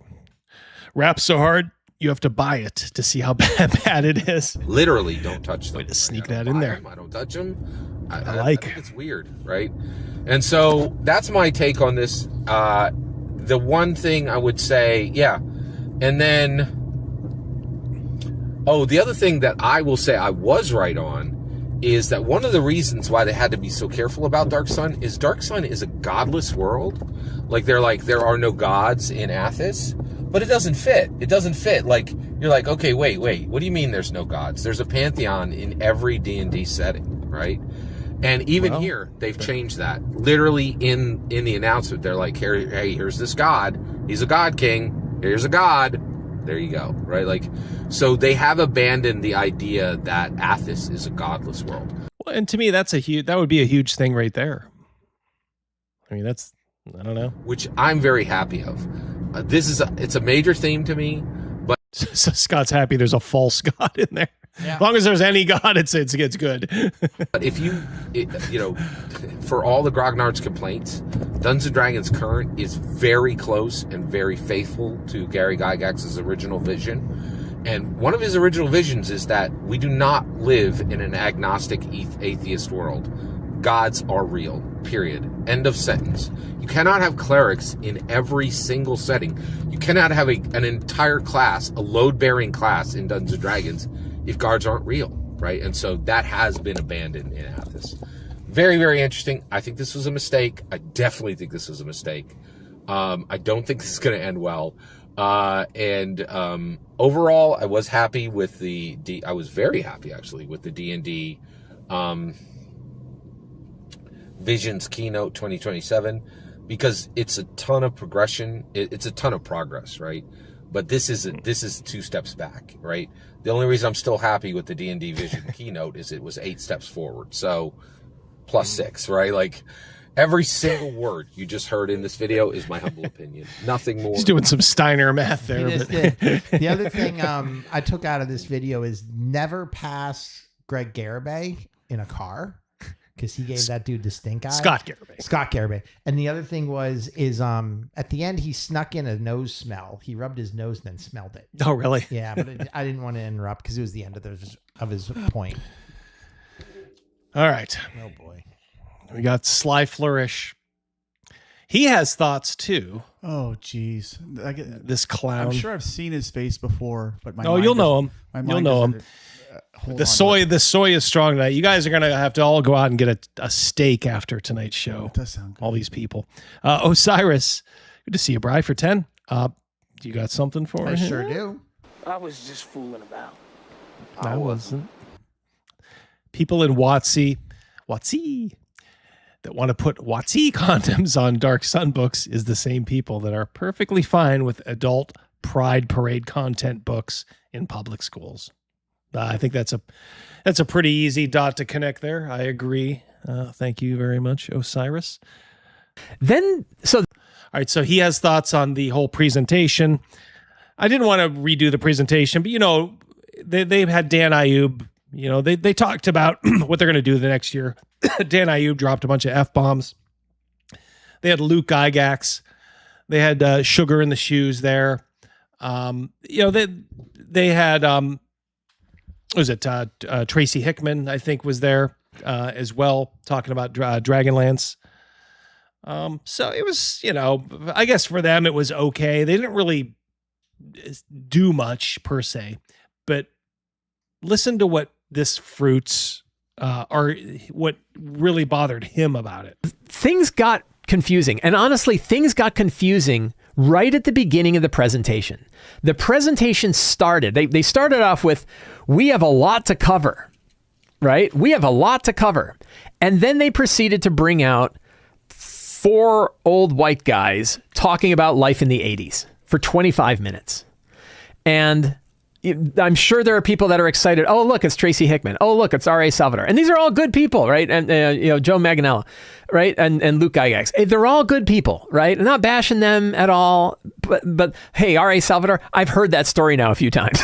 Like the story of how he made up Drizzt on the spot on a phone call. I heard it on the Wizards of the Coast discontinued podcast long ago when he did it.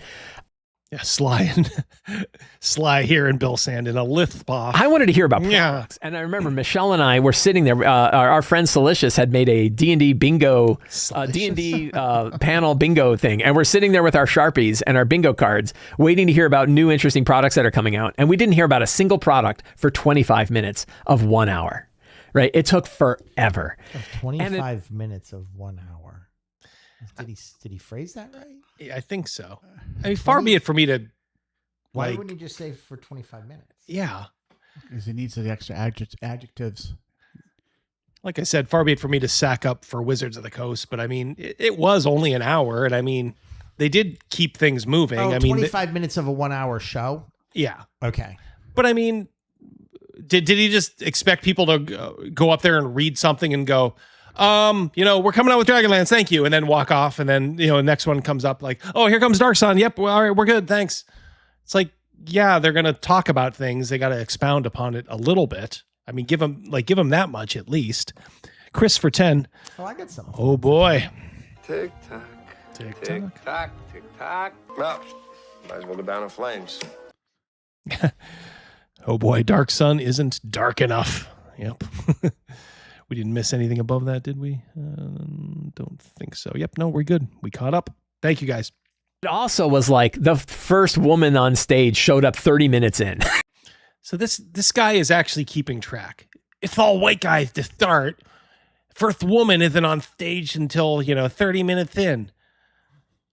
I really dislike Sly Flourish, and everybody always says like, oh, but his old books were okay. Bullshit.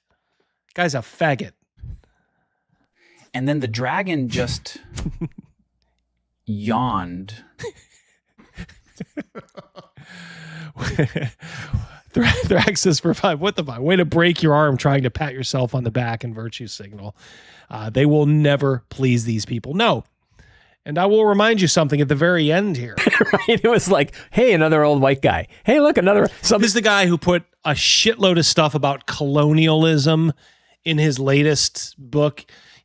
Sly Flourishes, great, RPG or reach arounds or whatever. It had a whole thing about fucking, colonialism in there.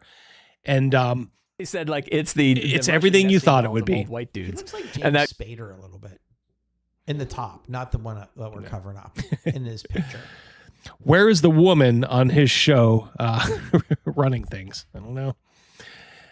Yep, I don't see a woman on camera, Sly. He's the woman. What's the matter with you? That really cracked me up. Right. I don't think you, Evil for Justice. The backstory. Back in the 80s, here's what happened. Also, the thing is like 3/4, I think, of their own surveys, right? I think of Wizards of the Coast's own surveys. 3/4 of the people playing D&D started playing D&D well after those people have ever been involved. They do not know who they are, right? There's no way these people know who Tracy Hickman, R.A. Salvador, and I can't remember, and Luke Gygax, right? That's some pretty spurious logic there. I'll get that in a moment. Patrick for 5. I love how he snarkily says 4 old white guys, but says they're good people. I'm not even going to give him the grace of insulting him. Yep. I don't blame you. And as far as him saying, like, people don't know who they are. Look, people who started playing third edition, they may have been after, like Dragonlance and all that stuff, but like the knowledge got, for lack of a better word, I think that knowledge got passed on. It was still part of the zeitgeist, if you will. Now, granted, I understand, people who are picking up the game in 2020, maybe even the 20 teens, maybe not so much, but they've at least heard of it. And so him drawing that line that like, only a quarter of the people know this. I don't know. Good people, right? Nobody remembers who they are of the current people. So that's interesting. There's probably room for another conversation too about the kind of people that they're catering towards, the people that they're like, we're trying to, Dan Ayub was like, we want to bring everybody back to the table. The people that you lost. So there's a big question of like, who is that? Who is that? He's talking about us, by the way. Who did you lose? Look at that smarmy fucking face. I think I put it in. Who is that you're trying to bring back exactly? Who is that? Who do you feel that There he is. There he is. Drink him in, ladies. Show this. You guys that are married, go show this to your wives, girlfriends. See what they do. See if they're not revolted. Pushed out. But also, how do you think you pushed them out? Because I would say the game system itself. When I look at a lot of the folks who feel yeah, he's going to talk about how it's the reason we all left is just because of the system. Is it? It's enfranchised by D&D or is it this? Particular. The thing that they mostly lean towards is old school style gaming. They're leaning towards old school essentials, Shadowdark, Pirate Borg, lightweight systems that are back to the grim and dark and folk heroic versions, Dolmenwood. D&D 5e is not for them. You're not going to, putting a mature rating on Dark Sun is not going to make them suddenly like feats, right? Or like the power, the superpower charging stuff that's inside D&D 5e. D&D 5e is a different kind of game. It is a high heroic, super heroic RPG. Very different from a folk heroic RPG. So there's probably more room for that conversation. Keep going, Fruit. I don't know that they're going to be It's all about the system. It has nothing to do with all this stuff. How they purposely insulted their audience. Itself is a game system that, at least if I gather, the kind of people that they're trying to cater towards might not dig. So I don't know. I don't know who they were aiming for, but I'll tell you, like, it felt weird, right? Like the icons for me, my assessment of that was weird. And by the way, I'll get Flapjacks here for 5. This is a member of the D&D Community Advisory Group, Jen. Yeah, you stole my thunder, but you paid for the privilege, so I will allow it. Yeah, I had that right up on screen as part of the video here. Yeah, there he is, Mike Shea. Talk about an ingrate. Like D&D has literally hired him to be a tastemaker. And by the way, I had to cut out because I didn't want to spend too much time with this guy. But he spent a lot of time just like really taking shots at just the structure of, that whole release video that they did at Gen Con. Like very unprofessional. Maybe he thinks like, well, I'm not an employee. Well, when is Wizard of the Coast going to learn? They invited that Omega Jones, that critical bard, up for that little, summit that they had, and he just started to go off on him, like a fucking ingrate. They keep hiring these people, to do things for them who hate them. And by the way, I think he is getting money for this. I think Mike Shea is getting money for this. Cliff for 5. Scumbag is standing on the shoulder of giants, taking a leak. Yep, thinks he's flying. Looks like he was drawn by Charles Schultz. That's a good one. That's a good one. I like that. To answer Double D, my wife just hugged me and looked away from the TV saying, no, thank you. Tell Joyce we're sorry about that. These woke fruits are in a small bubble and they think it's the whole world. Yep. So yeah, obviously retarded take about, it's just white men. How many times do we have to go through this? Yeah, they can shoehorn in some annoying white women, but why? Other than that, that's all who plays is just white guys. So that's pretty much most of the people who make the games. Yeah, and then for him to just have this cognitive dissonance about why the old school doesn't play the game. Is the rules part of it? Sure, it's part of it. It ain't all of it. You saw the fucking artwork meant to drive us away. You saw the comments from Tondro. Just literally just having nothing but utter disdain for fans our age. Utter disdain. I didn't realize I provoked the ire of the grognards. He said with venom on his lips. Kyle Brink saying old white guys can't get out of the hobby fast enough. And this doofus Sly Flourish thinks, well, it's just the rules. That's all. That's just the rules. That's all. That's their only beef. Rogan, that's the only beef. He says it like Fire Marshal Bill. Yeah. Let me show you something.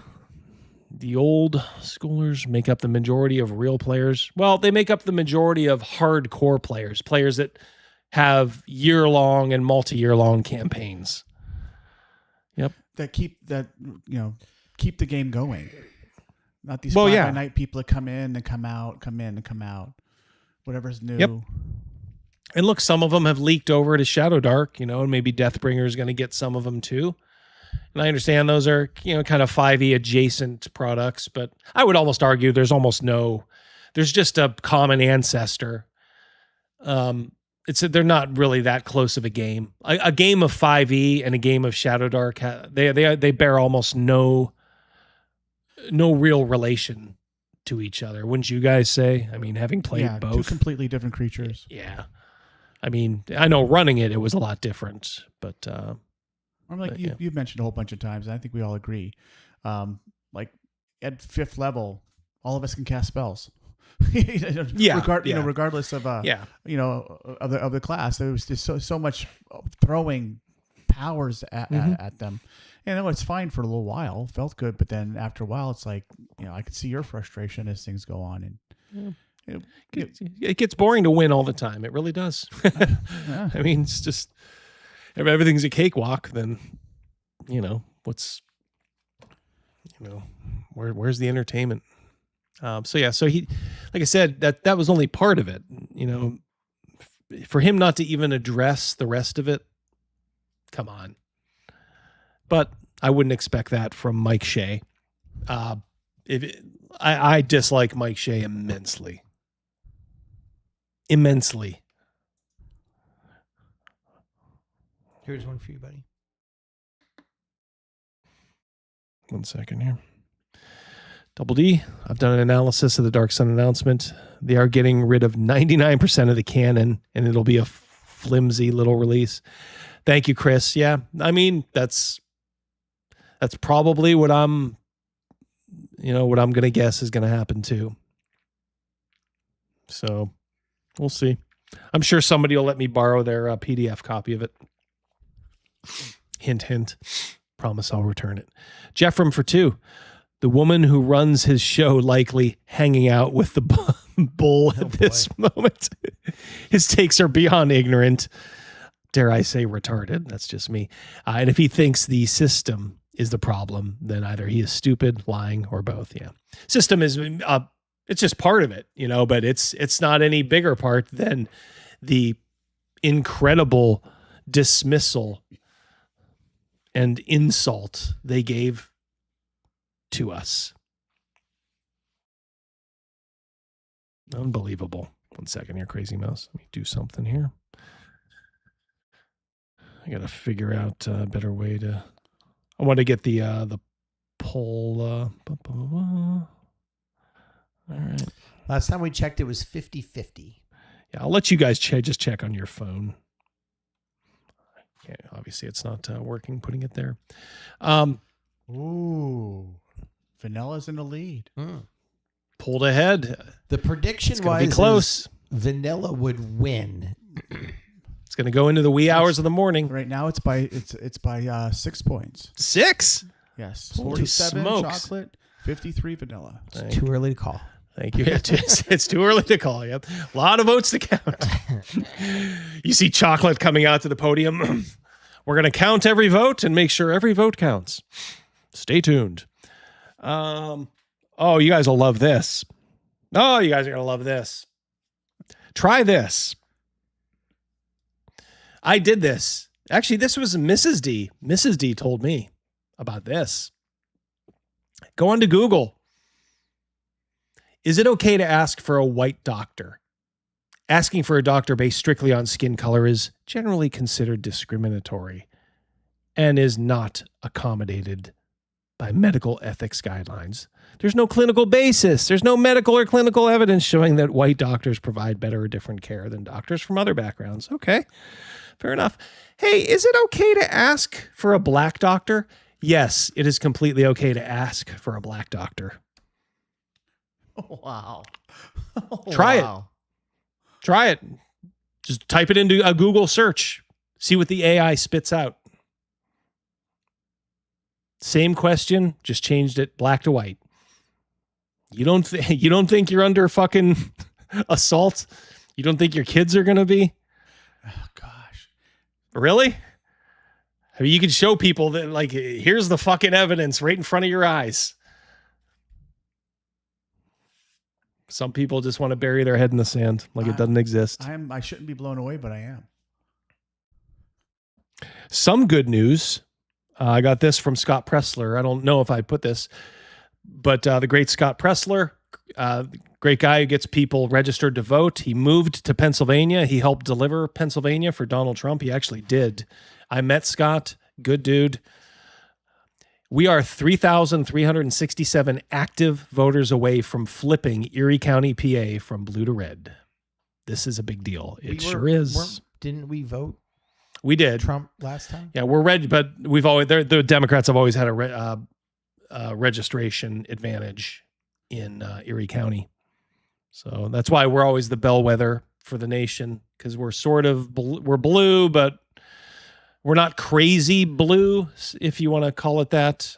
So the voters here will sort of kind of, I hate to say it, just kind of go along with the prevailing winds, so to speak. But if we can flip this from blue to red, when he was coming to our town, remember there was supposed to be a thing at a restaurant and they just said, fuck it, too much drama. Yeah, it was at the Cork. Yeah. Yeah, and he canceled. Yeah, he didn't want to put anybody, through anything. So yeah, they hate him because he's effective. That's why they shot Charlie Kirk, because he was effective. So all I'll say is, if I'm Scott Pressler, I hope you have your concealed carry permit. I hope you have security. Protect yourself, because there are crazies out there gunning for you. We may even show some of them a little later on. When I make AI art, it won't let me show non-whites commit violent. Oh, really? But it will let me show whites committing violent acts. Are you fucking kidding? Even you should try that on Grok. And if it happens on Grok, see if you can tag Musk, because that's bullshit. It's fucking bullshit, man. I'm so sick of this. Yeah, stick her face in a bowl of dough and make some gorilla cookies.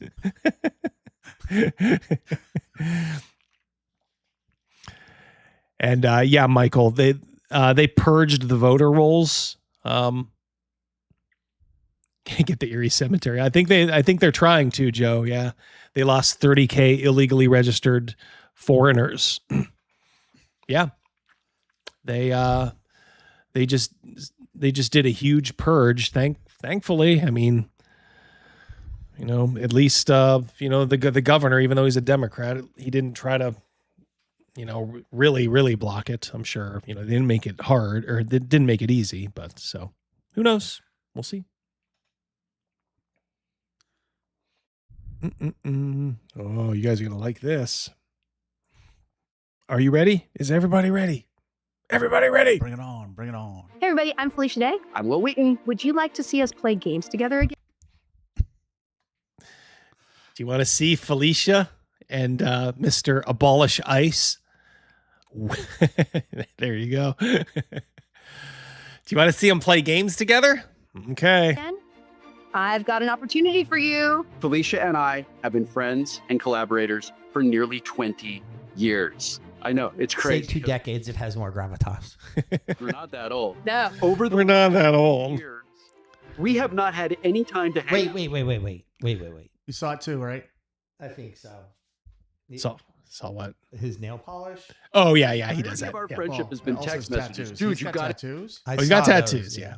Yeah, his nails are black. Check this out, right? New game, you got to play. We were talking about it, and Felicia was like, hey, what if we turned that? Bless you. into So a not show? only have we been friends for 20 years, we also share a Sephora account.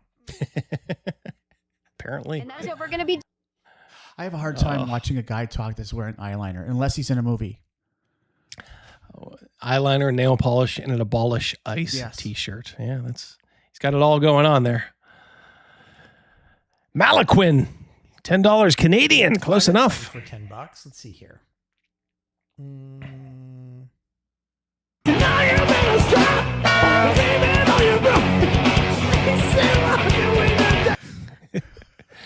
Grim Jim has his new game, Stray Crows, now up on Kickstarter. It's an OSR style Japanese RPG with some cool new mechanics. I know he's not your favorite dude, but it's a really great game and worth backing. All right, I would never stand in the way of Jim's game. I'm not going to back it myself, but if anybody wants a Jim, if anime you're listening, game, send it to us. We'll give it a play. Yeah. As a 1-off, 2-off. Yeah. Send us one. Then we'll give a review on it on our show. You get a lot of new customers. There you go. There you go. Boom. Doing. And if the Double Bubble people are listening tonight too, send us a tub. Please. Patrick, 4-5. To use a couple quotes. Shut up, Wesley, and bye, Felicia. Yes. It's a good mashup there. Stretch goals for the Guild Renfair Reunion Movie Kickstarters. What's the show called? The show is called Conludo. That is the gayest name ever. What the? Conludo. What the fuck? Based off of Menudo? Wow. Conludo. It's really gay. I'm sure it has a meaning of some sort, but not a meaning that any of us would understand. I think they do say what it is here. That is Latin for we play together. Play Together. We play together. Not all Latin words are good to use. Menudo, yeah. You keep using the word. Yeah. I don't think it means what you think it means.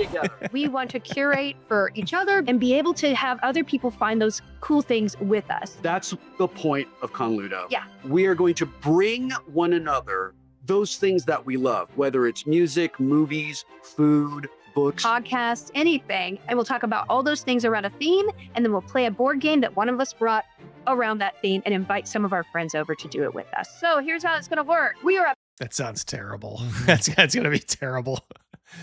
I mean, Will Wheaton is he's always like this far away from just rage about his dad being a Republican and probably right and trying to slap some sense into him.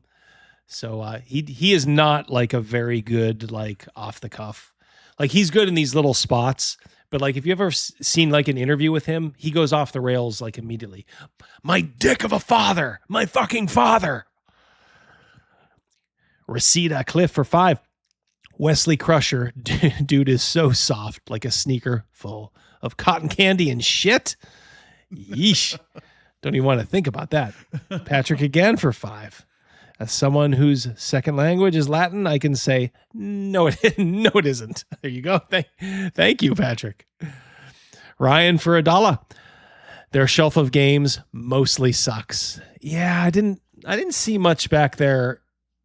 Well, the one on the top shelf is called Caca. Yeah. I think Mrs. D had Lanterns. That was just kind of a relaxing game. That was okay. There's a Catan there. There's Catan. Yeah, it's not like the shelf of like what I think people would consider like a hardcore board game person. It's a bunch of like kind of weird stuff. Maybe I'll have to get Mrs. D's take on it.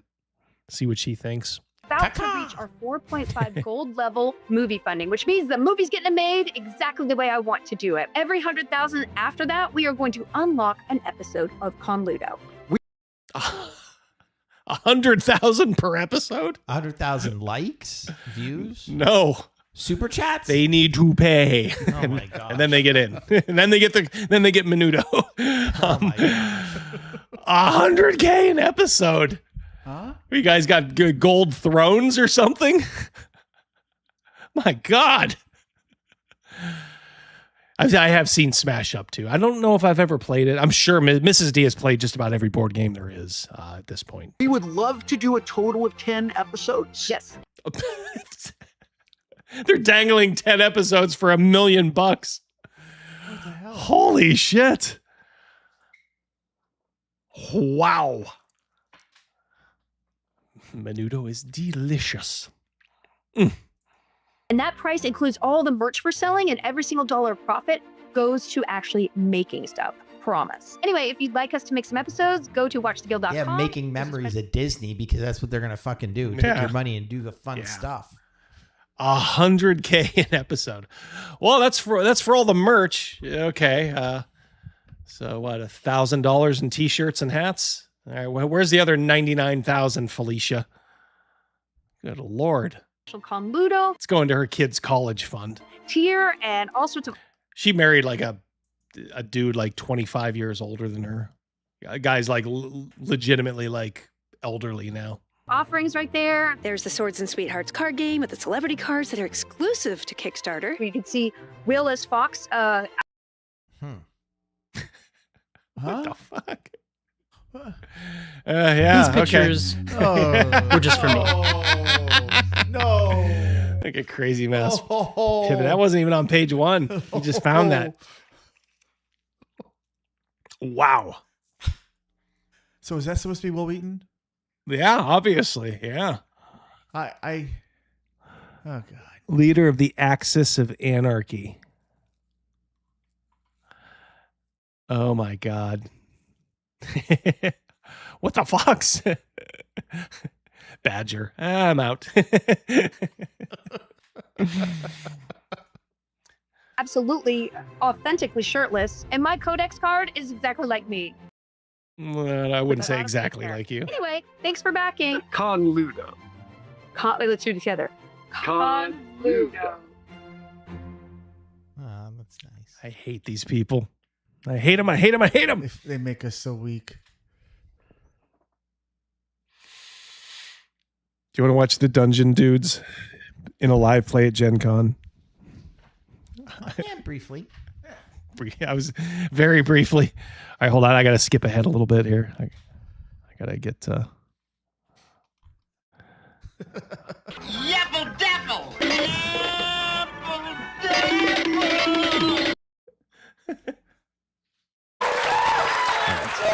Anybody wearing our merch? Not here.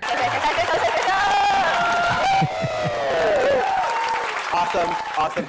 Good afternoon, Gen Con. Welcome. Oh. Shawnee on the spot. Oh, man. Do you see it? Do you see it?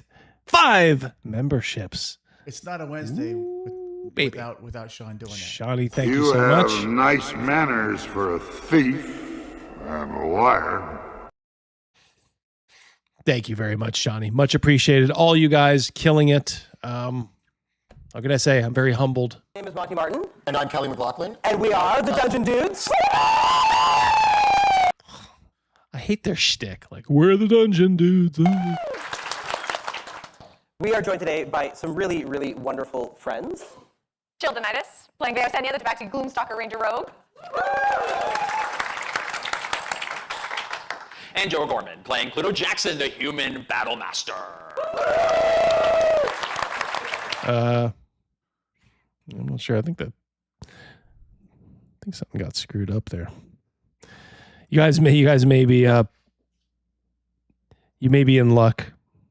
Maybe the audio got screwed up. I didn't edit this thing. And some new old friends as well. You're first. All right. Hi, I'm I did no cuts. Halloran Clark, the Orc Cartographer.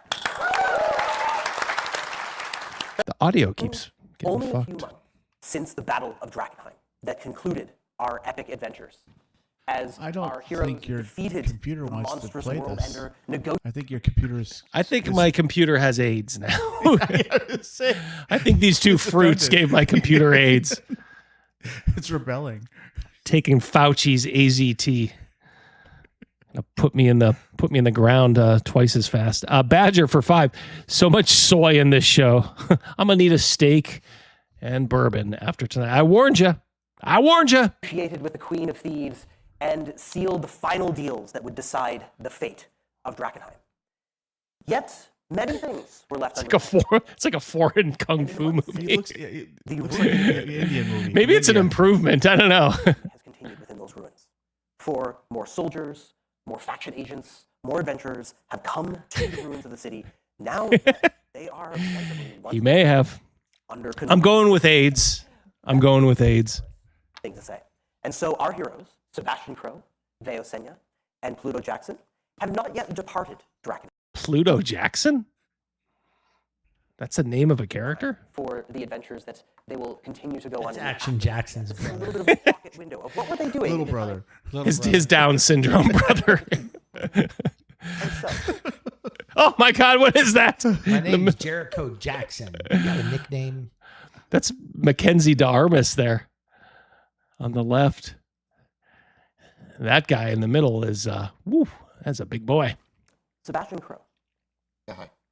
You receive a missive from an old academy friend. What does this missive tell you?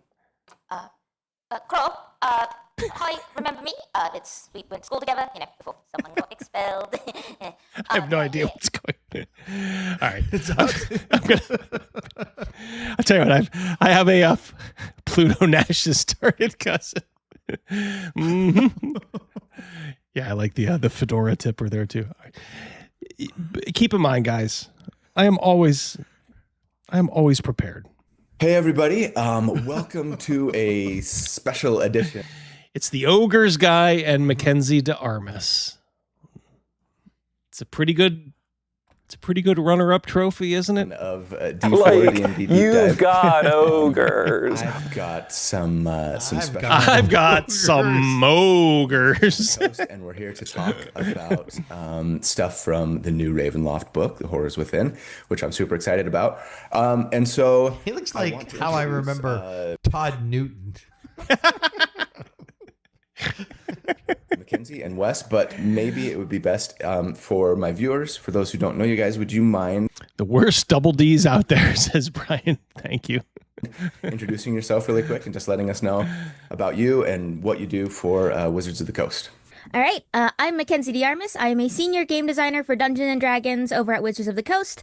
Which basically means if you've opened up a D&D book in the past 5-ish years, I've written some of the words that you've seen in the book, and I've done some of the math and done some of the dice crunching for the numbers and things that you see in that book. Flag on the play. Flag on the play. She did not do her pronouns. Yeah, ooh. She did not. I mean, I thought she was going to talk about how she's autistic. Oh, she will. I guarantee that'll get mentioned. And I'm Wes Schneider. I'm a principal designer on Dungeons & Dragons here at Wizards of the Coast. I am the lead on Ravenloft, The Horrors Within. But for a lot of our conversations today, we're going to be laying things up to Mac because she did an incredible amount of the work on the subclasses for this book, really helping you get your teeth into like the horror of your own characters. Mm-hmm. Right. He's making her sound important. He's like, yeah, I wrote the whole thing, but Mackenzie here, she did some character subclasses. Woo! All right. Yeah, we're all waiting with bated breath. Mackenzie, tell us about the fucking. Why does she sound 5? Well, I have theories on that. For those who might be watching who are not particularly familiar with me, but maybe saw the thumbnail and thought it was interesting and clicked on it. I typically do character builds. Did you see that she mugged for the camera there when he did that? For Dungeons and Dragons, right? On my channel. And it's mostly pretty into the weeds on rules and balance. And it gets a little min-maxy and a little crunchy and a little optimizey. But I always try to... Hey, Patty, good to see you. Concept and you know... Friday evening, there you go. And maybe power second. Depends on the day. Maybe it's power first and fun second. But anyways. Synth tracks. As I was reading over this book, which check it out on Rumble. I'm enjoying and super excited about. I already did a build actually. Good to see you, sir. That I just released a couple of days ago at the time of this recording. Thank you, Craig. Kind of a multi-class between the new Hollow Warden Ranger and the updated Phantom Rogue. It's right up here in the top corner if people want to check that out. But she's a subclass. I know you guys aren't. We only have kind of less than 30 minutes. Looks like this guy wants to vote for chocolate because he keeps taking sips of his chocolate milk. That's his second one. To me, as far as like questions and things that I was curious about, as far as that I wanted to pick your guys' brain. What a terrible host, just rambling on at the start. Ask a question, dummy. Hey, how you doing, Rich? DM Bloodworth. $9.99. That is close enough. We will round up for DM Bloodworth. Hey, everyone. Glad to be almost back in action. Interestingly, being in the hospital for a few days. Oh, my Lord. It's like multi-day convention, suffering from hospital crud. Thanks for your well wishes. I didn't even realize that. Holy shit. Heal swiftly. We hope you heal. Yes. Well put, Rogan. Hope you heal swiftly and are back on your feet. It's good to see you here, Rich. Yeah, take care, man. Absolutely. On from kind of a design perspective. And I was hoping I could, you could help us sort of peek behind the curtain a little bit on a couple of things and both kind of let us know what the thought process was behind. Counselor, is there a question anytime in your fucking is there a point? Holy cow. And then maybe that changed from filibuster the version that we ended up with the Hollow Warden Ranger. So why don't I just jump right in? Yeah. If that's okay. So first up, let me. You're not done. That was only the prelude.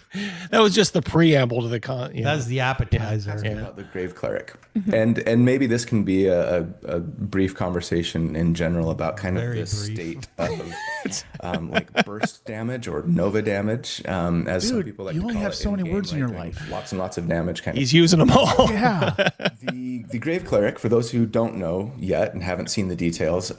Why wouldn't you just let them do it? Tell us a little bit about the Grave Cleric, wouldn't you, Mackenzie? I could do it better. If I had to interview them and they were like, hey, you can't be mean, you got to be nice. I could do a better job. They got some nice love at level 3, right? In the form of like a little bit more sustained damage.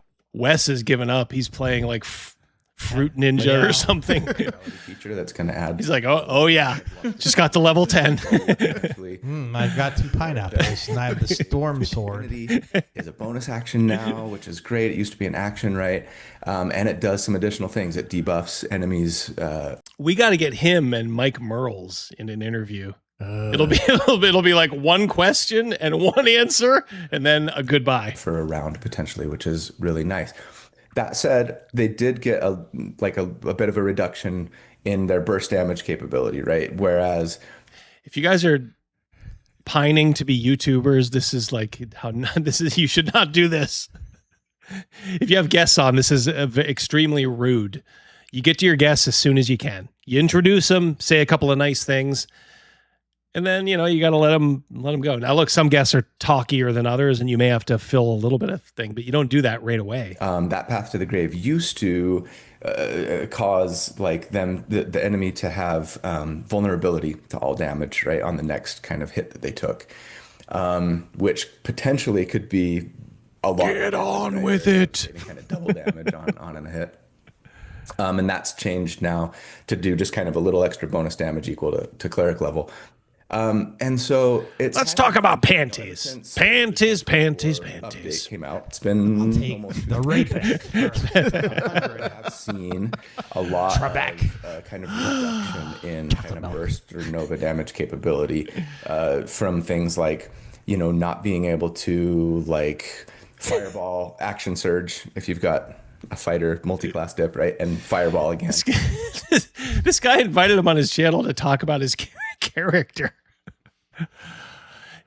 People used to say, like, I don't want to hear about your character. Like, please don't tell me about your character when I'm in public.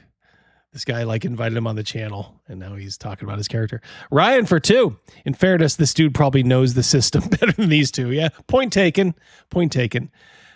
Mackenzie looks like a Zero pilot circa 1944. Yeah. Yes, bonsai.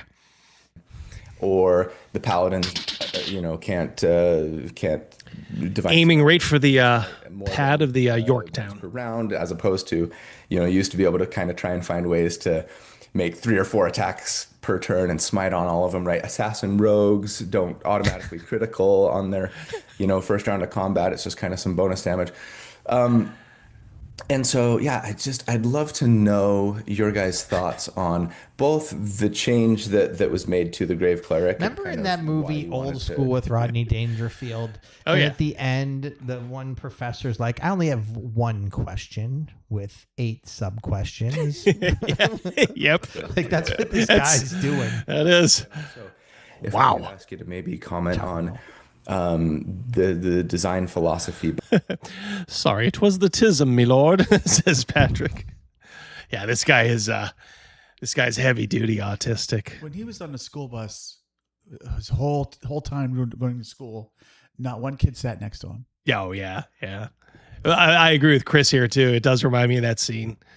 The guy's pouring gasoline or behind. The other time gasoline gets poured is Better Off Dead. Oh yeah. 2 burst damage. Yes. For the record, I miss it sometimes. I don't necessarily think he still hasn't asked it. Thing, like for game balance, but I'd love to know kind of your guys' thoughts on it. So one of the first. We don't even know what he's talking about now. Can you repeat the question? First places that we start with a lot of our subclass design is, of course, always with our Unearthed Arcana experience. It's just like, it's weird. Is this subclass something new? I think it's old, but got updated. I was a rogue assassin. This is like this was like a grave digger or something. Grave cleric. Okay. But then he did mention rogue assassin, and I played a rogue assassin. Yeah. Yeah. That was Isaac. Yeah. Out there, what are the reactions we get? What is the feedback from the community? How do folks feel about? Let you find that. Keep it up until there's a lot of the times where we'll put elements out in Unearthed Arcana that we know are maybe pushing the limits, or a little wahoo, or like, hey, here's this wild idea. Let's just try it out. And what I love is that more often than not, the community's like, oh yeah, that's why, like, you guys could go farther, actually. And we absolutely love to see that. On the other side of it, we do get a considerable amount of feedback where it's like, well, have you considered this? Have you thought about this? Have you seen these elements before? I'm concerned about this at my table. So a lot of the times when we do end up drawing something back, it is a result of feedback that we're getting through the Unearthed Arcana experience. The other side of it, though, is, and we can argue both sides of this, but one of the other sides of this is that there are elements that we see again and again throughout our designs that do not necessarily suggest a internal design philosophy. I think it's very easy for folks who like. That's a hell of a lead up. What page was that on? 4. I'll put that on We're 1. gonna figure this out. I'll put that on 1 for you. Yep. In like literally our design pit to be like, oh, I can see this pattern. Yeah, the Island of Misfit game. That's a good Good drop there. These last Badger. classes suggests that they think this way or that they think these way. Sometimes I don't know, man. This guy reminds me of the older guy that worked up at the bookstore that just closed down. He was a nice enough guy, but if you're like kind and polite and hey, how you doing? He's telling you his whole life. Oh, and yeah. I just want to buy I just want my 4 comic books, dude. Like, you know, he's there, and I don't want to be rude, but it just flows and flows, and and like, dude, just want my comic books. Please be quiet. Shut up. He definitely has ogres. Like, you've got ogres. It absolutely does. Particularly when Thank you, Thraxis. Thank you, guys, all of you. 2024 rules. Cliff, the Crisis of Competency, Wizards of the Coast edition on display. Yeah, these are this is it. When I say who's going to be working on these games, like, oh, Dark Sun, great. Who's working on it? That was my question all through that 1 hour presentation at Gen Con. Who's working on it? Who's working on it? There was over a decade. These people are working on it. Feedback of like, oh, folks do like this. This nut at the top. And who knows, maybe he has some talent. Fair enough. But my God, he's a kook. And they obviously, you can tell what they give Mackenzie. Mackenzie, why don't you handle the subclasses? They don't like this. They have concerns about the systems. Let's move these elements around. But particularly for this book, for Ravenloft Horrors Within, Dim Sun, I like that. Was on what are the scariest elements? What are the scariest subclasses from that we've done in previous products and that we want to get out there now? Not necessarily let's highlight new design philosophies through this. So in this particular case, while it is absolutely I'm right there with you. What we put out. I thought the question was bad. I think the answer might actually be worse. This is so dry. It's so bad. I have no idea what they're talking about. Right. Like literally, I have no, like, I know there was like the Grave Cleric and the Assassin was mentioned, but like, it just, you've lost everybody. 24 rules. Oh, I can see this pattern here. Anybody who thinks that this is literally 3 autistic people in the same interview. And autism is not a subclass. Yeah. I think the top right guy might be an Asperger. Yeah. She's legit autistic. And I never thought Wes was, but maybe Wes has a little tism too. There might be a specific design philosophy that's growing out of that. I would suggest, wait a minute.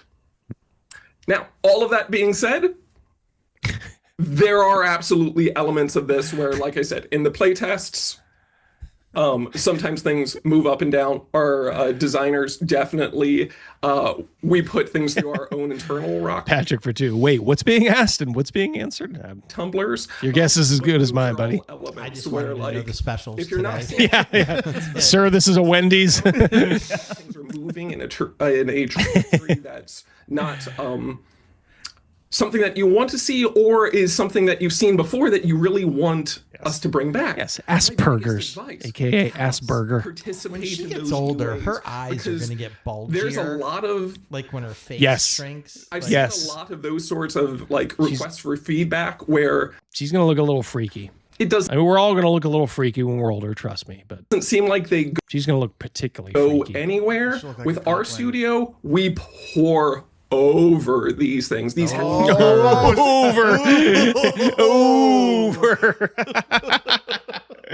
Like you've gone over.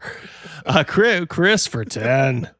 Ooh, what happened to the tolerant left? Her teeth are so white. They are blazing. It hurts my eyes. I can only imagine the troons that submit constant feedback to WotC. Well, yeah, so I think they probably pay some of them to. Probably why they think they are catering to the quote-unquote modern audience. It's really just one obese basement dweller. Yeah, which ironically enough is what they call us. Think about it. Crimson Crawford 2. This interview making me autistic, for fuck's sake. Thank you very much, sir. Brian Smaller for 2. Don't blame them. Blame those who gave them jobs. Yeah, always. Yeah. Hey, look, if you were retarded, you'd take the money too. So much impact on our design, right? Because this is You know, collaborative. Quasimodo predicted all this. Who did what? And I can talk very specifically about the decision for the Grave Domain Cleric. Speaking also as someone who also really loves Nova damage as a player, I love doing massive amounts of damage. It's so fun. I have inadvertently scarred one of my DMs with the phrase, and that was my bonus action, as I played a sorcerer who was very tactical because I happen to know the rules of the game pretty well and could easily go, I know this spell does this amount of damage on average, so it's going to be most effective to do this. Great. You're a power gamer. Everybody hates you. But all that to say, as a person who loves Nova damage, for the Grave Domain very specifically, the reason why did your voice just change? Like she had a normal voice about talking about that was just my bonus action or whatever, and now she talks like a 5-year-old. It comes in and out. I'm not alleging anything, but Adam Carolla always, him and Dr. Drew, whenever they'd on Loveline, whenever they'd hear a girl like this, pretty soon Adam Carolla was going, now hold on, Marjorie. At what age were you molested? They'd be like, she'd be like, because enough of them would say like, how did you know? And it's almost like one of those things like your voice gets trapped at the age in which you have that trauma. So these grown women with these voices like 7-year-olds, sometimes it's not always, but sometimes it's because of, let's just say, some pretty severe trauma. It was actually because the way that the previous Path of the Grave feature was structured actually could result in more feel bad moments than feel good moments. The way that the wording was done was that when you put this curse on, the next attack that hit the cursed creature would have vulnerability and would essentially do double damage.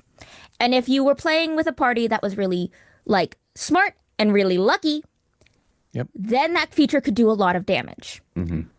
But if you were playing with a party who was not that tactical, or the attack that you were really hoping would hit and trigger that vulnerability missed, or if someone didn't realize or took an opportunity attack before that creature that you wanted to hit the creature took their turn, and it's just like it's like a power gamer's paradise here. I don't know. Antonio for 5. Imagine how easy their jobs are. I would feel bad as I cash my paycheck. They have no such scruples. And swipe that vulnerability without thinking. There were a lot of steps to essentially, I don't want to say failure because it's not necessarily failure, but there was a lot of steps that would actually make that feature do way less damage than we had intended, and way less damage in a way that feels good. And so one of the things that we tested was, can we make the damage a little bit more consistent while also, and give you a little bit more control over when this feature triggers. So at the very end, she puts in what she should have led with. So you can really be more tactical and foster a better sense of teamwork with your players and the other people around the table. I can do a himbo live play if you guys want. Do you guys want to see a bunch of game and do a live play instead of this? I got a lot in my magician's hat here. You got any lunacy in that? I do. Crazy Mouse wants to go right to the lunacy. We're at 44 chocolate, 56% vanilla. Okay. So the lead grew a little bit. Oh. The lead grew a little bit for vanilla. All right. We'll work in the lunacy montage now. The Japanese character for noisy is just 2 symbols for women. Is that true? And what did Jonathan Carroll send? Right up there, that trophy. Yeah, what is that? A goat. Goat. All right. Thank you very much for the goat trophy. Yep. Much appreciated. All you guys, thank you again. You're being awful generous tonight. A lot of scratchers won. Can you tell us about the mindset of coming into your last season? Like Aaron Rodgers, probably his last season. Longtime Packer quarterback, now quarterback for the Steelers, had this to say. That's a real thing, it feels like, because is everything better? Is everything funner? Is everything more awesome? Like, how do you kind of view this year versus maybe the years of the past? I'm going to plead the 5th. Okay. Okay. Like gotta love that guy. Okay. Like that absolute coward, Tony Fauci. Absolute coward. Hey, it's back. Are you kidding me? Yeah, 111 You got a times. pardon and you're in front and you pleaded over 100 times at the White House. What are you scared of, Tony? Yeah. I thought you were the science. Yeah. I thought you love it. I am science, and you get up there and you can't answer a question. This is awesome. Tony, go back to Fauci. Yeah. Go back to the coward Tony Fauci and science. Hold on now. Who's spending the entire time writing in his diary about how fun it is to be famous. You got to be kidding me. Okay, so on that note, what are you going to say about me now? Debate him. What are you going to say about me no, now? I got no debate here. You had a 500. No, seriously, what are they going to say about me now? Now you can't talk about the COVID stuff because obviously it was made, in a lab in China. That's like not even questionable anymore. Tony Fauci is an absolute criminal. Can I say every word? He brought the fire. I got a new favorite team this year. Go Squealers. Right on every account, too. And by the way, he's the one, Aaron Rodgers, he did not get vaccinated. Was he the one, did he try to do a fake? Was he the one that tried to do the fake card? Something about hallucin, like a different kind of, remember they're like, which one did you get? Johnson & Johnson or Pfizer? And he came up with like another one. Yeah, like a third one that didn't exist. Well, we were just sitting there with our signs that said, like, we love Sophie, like, thank you, Sophie, for speaking up. And so we were holding on, just watching the game. Again, like, we were being... So this happened in Seattle. These two lovely young ladies just standing up for what's right. Because Sophie Cunningham said, basically, women should only be in women's sports. There should be no men. So they went to a Seattle... Yeah, there you go. Nicely done. They went to a Seattle Storm, I think, WNBA game. I think that's right, Seattle Storm. Yep. And they wore these shirts, XXXY, male, female. There is no mixing. Men are men, women are women. So they went there to support Sophie Cunningham because the Fever were in town. And then the co-owner of the Seattle Storm came over to them. Super great. We hadn't said anything to anyone else. We were being super respectful. We were just holding our signs and cheering for both teams. And this lady, older lady, comes up to us. And she comes up to us, and at first I think she's going to be nice. And then she asked, like, what are you guys doing? Or something like that. And then it was like, Jesus loves everyone. That's what she told us. And I was like, oh, I know. Like, I'm religious. Like, I know. Like, I know. Nice. Yeah. And she's like, oh, I hope Jesus can forgive you for what sin you've done, and like something like that. And then she told us that we were effing insane, and that we and she's like, and she went like this. Insane. Yeah. She's like, you better stop this and stop pulling shit. this. Yeah. And for you guys I to hope come God here can and save pull you. This. Yeah.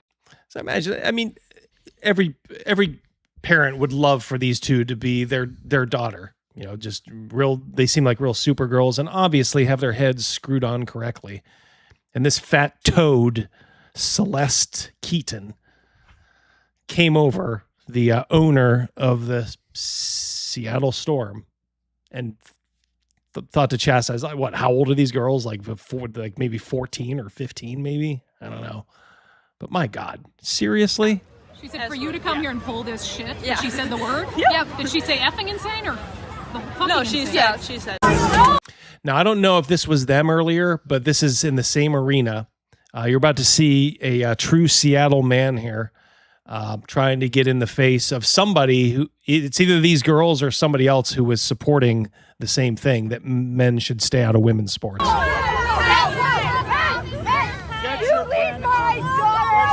That guy looks like an 80s AIDS patient, like all the way.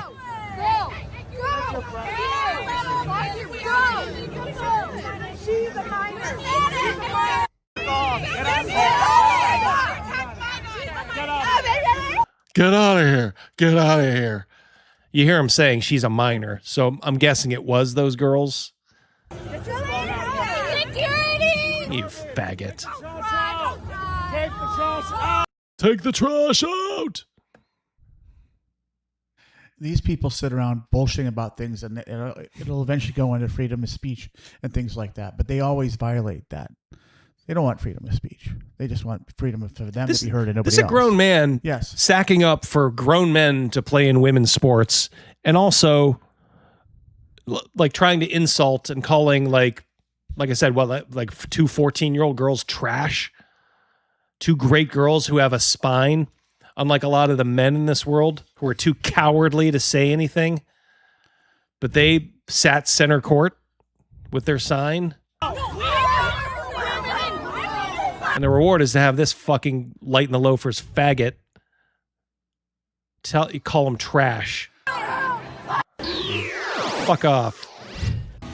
I hope Seattle falls into the ocean. Oh, this guy again. Oh, here we go. Kirill Basin. Have you seen this crazy mouse? I have not. Okay. This guy is, he's a Democrat congressional candidate. The guy you're seeing here. He's going to be the one with a motor mouth, as they say. He was threatening a man with a knife out. I guess his music was pretty loud, and the people next to him, we can kind of relate to this after the Jazz Fest. They asked him, I think nicely, hey, can you turn your music down? And this is what he did. Hey, fuck you! Hey. Not my girl. Fuck you! Not my girl, right? You're not talking about my girl, right? I don't care. Don't do that, dude. Don't do that. What are you gonna do? Go ahead. Just go. What are you gonna do? Don, go ahead. Am I? I didn't fucking put him in the ground. I didn't put him in the ground. I put you in the ground. I can't. All right. Oh, you're gonna hit women now. Let's go, bro. Go ahead. I'm good. Let him Do it, motherfucker. I just said Mike. All right, good. It's over. It's over. He's not even wearing swim trunks. He's wearing underwear. Yeah, those don't look like swim Yeah. trunks.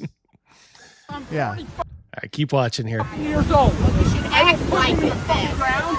You in the fucking hospital, bitch. Let's go. Here we go. Oh, shit. Tag, you're right.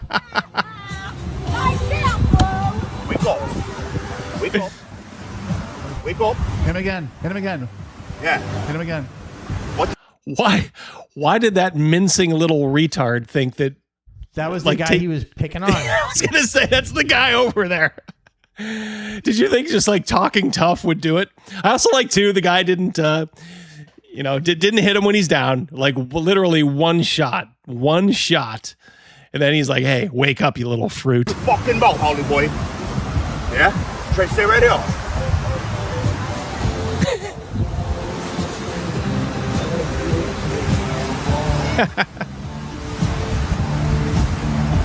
Another brick hits the wall. Ain't that the truth? Yeah.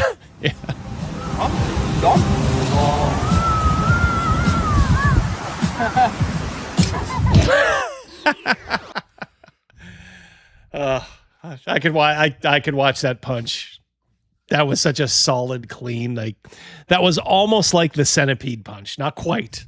It didn't launch anything into orbit, but that was a really good punch, and you could tell that literally knocked his pants off. yeah. Like you can just tell dudes who know how to, and all through that confrontation, they're all like, dude, just be quiet, calm down. Whenever you see a big guy trying to do that, and you're smaller, you should probably listen to him because that's going to happen to you. Fucking yep, lights out. And your opinion Oh is my ugly as hell. goodness I've got a bunch gracious. of passing pick-me trans people up in my comments right now telling me that I'm making society a worse place. So just kind of listen to the insanity. But yeah, I mean, that's J.K. Rowling put this up. Yep. If you don't think he's a woman, you're transphobic. When he claimed to be a woman, he became a woman. And now he belongs in women's restrooms, hospital wards, prison cells, and rape support centers. Yep. You have to argue that this man's self-declared identity overrides any consideration for the safety of women. By being myself and sharing my experience. Let me tell you, you are privileged as hell to be passing. Not all of us want to be living up to society's expectations of gender norms and beauty standards. Besides, there's more to beauty than appearance. It's also about opinion, and your opinion is ugly as hell. I got a bunch of passing pick-me trans back in the day, when there was that one aberrant in the tribe that would go against everybody else, he didn't last long. I think they tie him to a stake and leave him outside. And I'm like, I'm not a hater. I struggle with a certain kind of faith, but I'm just fucking tired of that. I am so tired of that. I'm exhausted by it. I think we found Walter White's #1 customer. Like that dude was methed out, man. Yep. He's probably not even British. How are you going to keep people from taking advantage of that, that deal, basically? And is there going to be a limit on the number of items that someone can take that are discounted at that level from that essential basket? So we're talking about the commie grocery stores up in New York. Oh, gosh. They're going to offer 30% less. So now people are rightly asking these questions. Well, how are you going to stop people from just going in there and scooping up everything and then reselling it for a 10 to 15% profit? And the people who hate absolutely will not stand for any form of ID when you vote. Listen to what they say. So our RFP makes very clear that this is a program for New Yorkers to be able to put food on the table, not a program for people to be able to make a quick buck through reselling. I'm going to pass it over to our EDC head, G-Pack, to add some additional details. Yes, if you look at our RFP for the operator, we are looking to make sure that we target New Yorkers, whether it be at sort of a library card-esque thing, and also we manage. Snuck that in there. Oh, it's just going to be a little library card. Oh, really? So just, is it going to have someone's name and address on it, or is it going to have their picture? Because if it's not enough, if it's not robust enough, people are just going to duplicate it or forge it and go ahead and do it anyway. So they're going to need ID to make this thing. It will never work, but to make it at least run for the first week when it's up. Who's buying and that is focused on everyday New Yorkers. Such hypocrites. We are mindful of that. You don't need ID to vote, but to shop in these grocery stores, that are being opened on the taxpayer dole. Yeah, you sure do need ID. Didn't they kind of already have that? Was it called EBT? Yeah, that's what Mrs. D was saying. She's like, how does this all fit in with just like, all the EBT shit? And I'm like, that's a great idea. I'm like,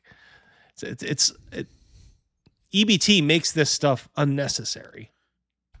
Maybe these are for people who aren't on EBT. They're at that next level of, the noble poor. Yep, exactly. And so we're going to make sure that we have Chris. all the things in place to make. And don't think for a minute that this mayor isn't politically savvy. You think he wanted those words to come out of his mouth? I'm going to turn it over to my, chink advisor here, and she can tell you all about the library card that everybody's going to need to shop in these East German stores from that does not happen. 1970. Let's just say somebody who has raped a woman. Nick Shirley. All right, so he's asking this person. I think this is at one of the universities. So he's like, all right, somebody just raped a woman. Would you of their tablecloth? yeah. Sure, there's some meaning to that. Watch what she says. Should he be out in the street? I think my answer is yes. Should he be out in the street? Yes, even though that's a challenging answer to say. So if you got raped, would you like your rapist to be out in the street? Well, let me finish. Because I have been raped. And they are out in the street. And I'm not sure, them going to jail is a solution to, whatever's going on inside their heart. Or even my own heart that, contributed to that experience that I'm having. And Which is completely imaginary. This broad's a liar. I love... You have no idea how fucked the 1960s made society when we have this worship of youth. Like, oh yeah, the children are the future, man. The children are going to lead us. The children are fucking retards. This is your average college student these days who thinks that a certified rapist shouldn't be in prison and should just be walking around, I guess raping other people. How much did her parents pay for this education, quote unquote, she's getting? I want more people to get raped, but I don't know for certain that going into a jail in the United States is going to shift anything inside of their operating system so that they'll make a different choice again. Oh, like a jail in Mexico is going to be any better. Go down to a Colombian or Venezuelan jail. See how much better those are. Fucking dummies. Thank you guys so much for your time. And is there one last message you'd like to give the people about the rise of communism or freeing the people inside the prisons? Just free yourself from the own prison in your heart, and then maybe we can. God. Good night, Chris. I hope you have a great night. Yep. Take care, Chris. Oh, he's got a bunch of new products coming out soon. Yeah, get in touch with me, Chris. I know you and Pundit are working on something. I'll have you guys on. Did you guys ever go to Chuck E. Cheese? I've been there for sure. Back in the day, ours closed many moons ago. But yeah. Wait, Are you sure? Do we still have a Chuck E. Cheese? Is it still open? Holy shit. I thought ours was closed. Yeah. There you go. Open your heart, Double D. Open my eyes, I guess. I don't get up there very often. I thought it had closed a couple years back, but all right. Fair enough. Well, if you do go to Chuck E. Cheese, keep your head on a swivel. Keep that head on a swivel. It's crazy.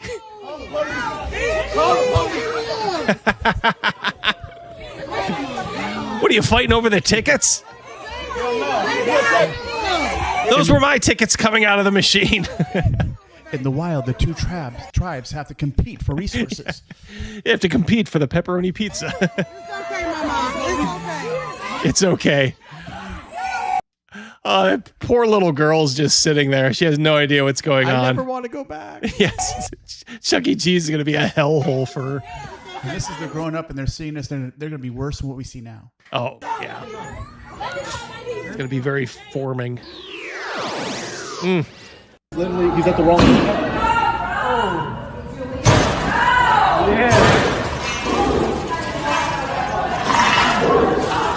Fee fi fo fum.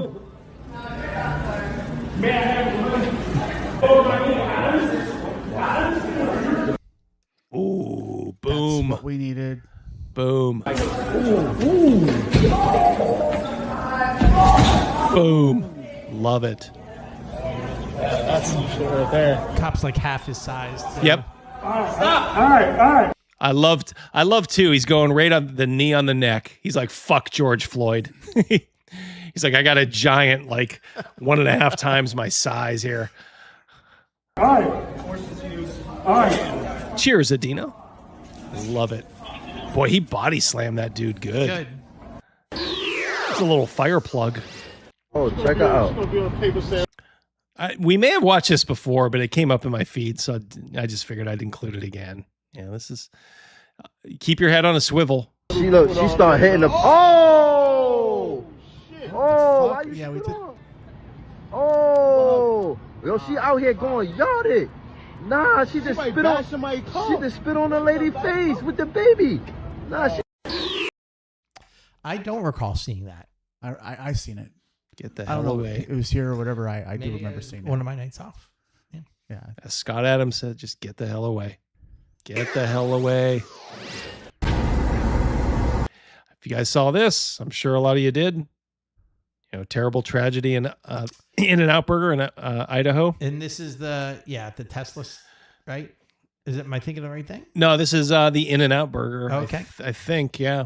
And the guy came with like a heavy-duty assault rifle.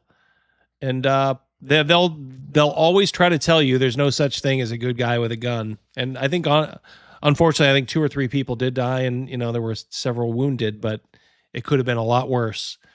But you get guys like this. Guess what happens when you're trying to just mow down innocent people and somebody starts firing upon you? You know what you do? In this case, I think the dude ran and then killed himself.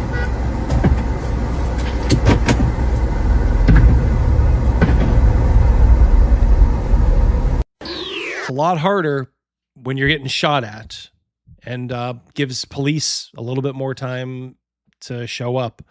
So they always try to hide these statistics for you, but just regular citizens with guns, they help break up crime all the time. Sometimes it's not so dramatic. And you always have to make sure you're using your concealed carry in a responsible way. You're not using it, like a jackass, but it's there for a purpose. You know what's wild? Oh my god. There were It's your fan, just for you, Crazy Mouse. I knew Crazy Mouse said to me, Double D, we need more of this, dude. I said, all right, Crazy Mouse, just for you, I'm gonna do it. So many people throughout my life that told me all the things I wanted to do were bad ideas. I was hoping you'd find that one, Rogan. Reasons why, and those reasons made sense. So I didn't do a lot of the things I wanted to do until I grew up and got away from. It's like a Malamute. Thought you were trying to lose weight. Lay off me, I'm starving. From all of them. started making my own decisions, and started surrounding myself with See how well that worked out. support my decisions. Yeah, it's a great idea. I'm actually happy. I have an awesome life. Having so much Carrot Top's looking a little rough. I doing what agree. I love for work. Joe. I have a great group of friends. I have this platform. It's fantastic. And I'm me now. Most of my life I wasn't Luna, and I was missing out on such a wonderful experience. Yeah, I know that's up where you were, that shooting. Not, I mean, may not have been in your town, but yeah, I almost was going to text you on that, Shark. It would take a number beyond reckoning, thousands. So we all know what happened. Spain has this little enclave on the tip of Africa called Ceuta. And apparently the powers that be in Spain said, open up the gates. Let them in. Well, this is what happened. Storm the keep. Tens of thousands. But my lord, there is no such force.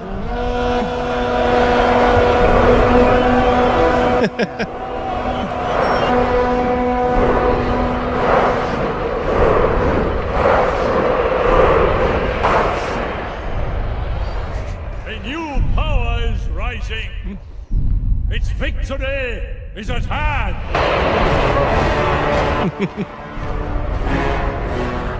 To war!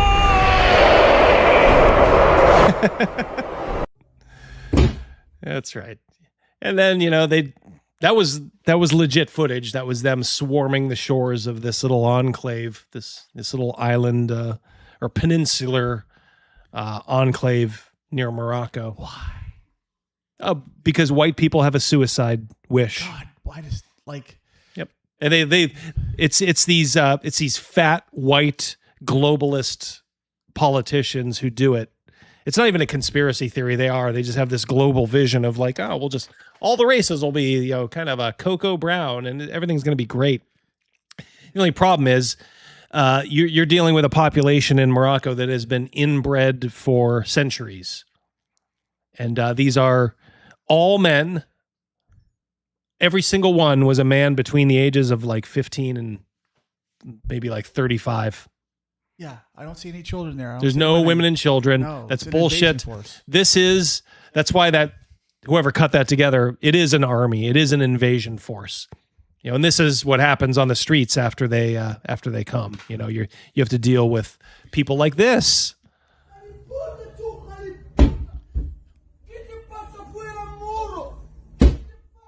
Don't speak vampire, you mongrel. Yeah, he's fucking savage.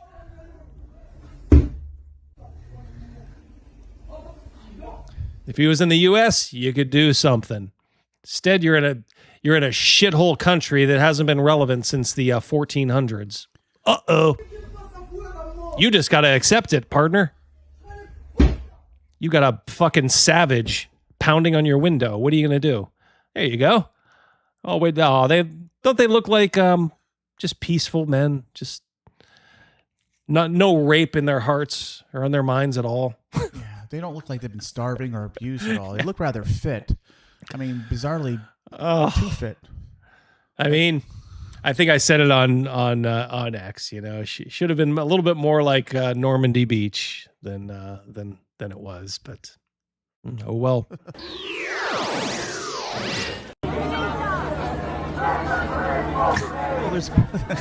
There's the Fets. Yes, they came to the parade. Yep. These are the people calling you an extremist. Yep.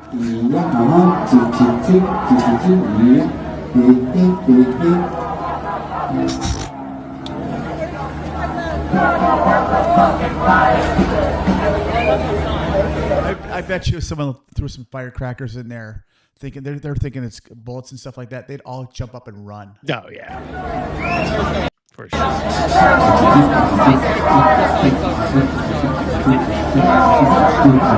Absolute freak show.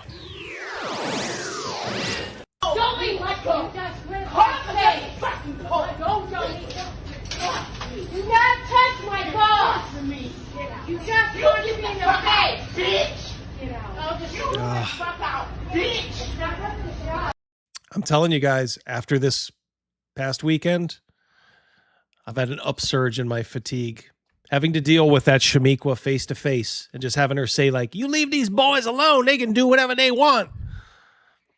Exactly like these people you see in these clips that we show. No! It's coming behind the counter, man.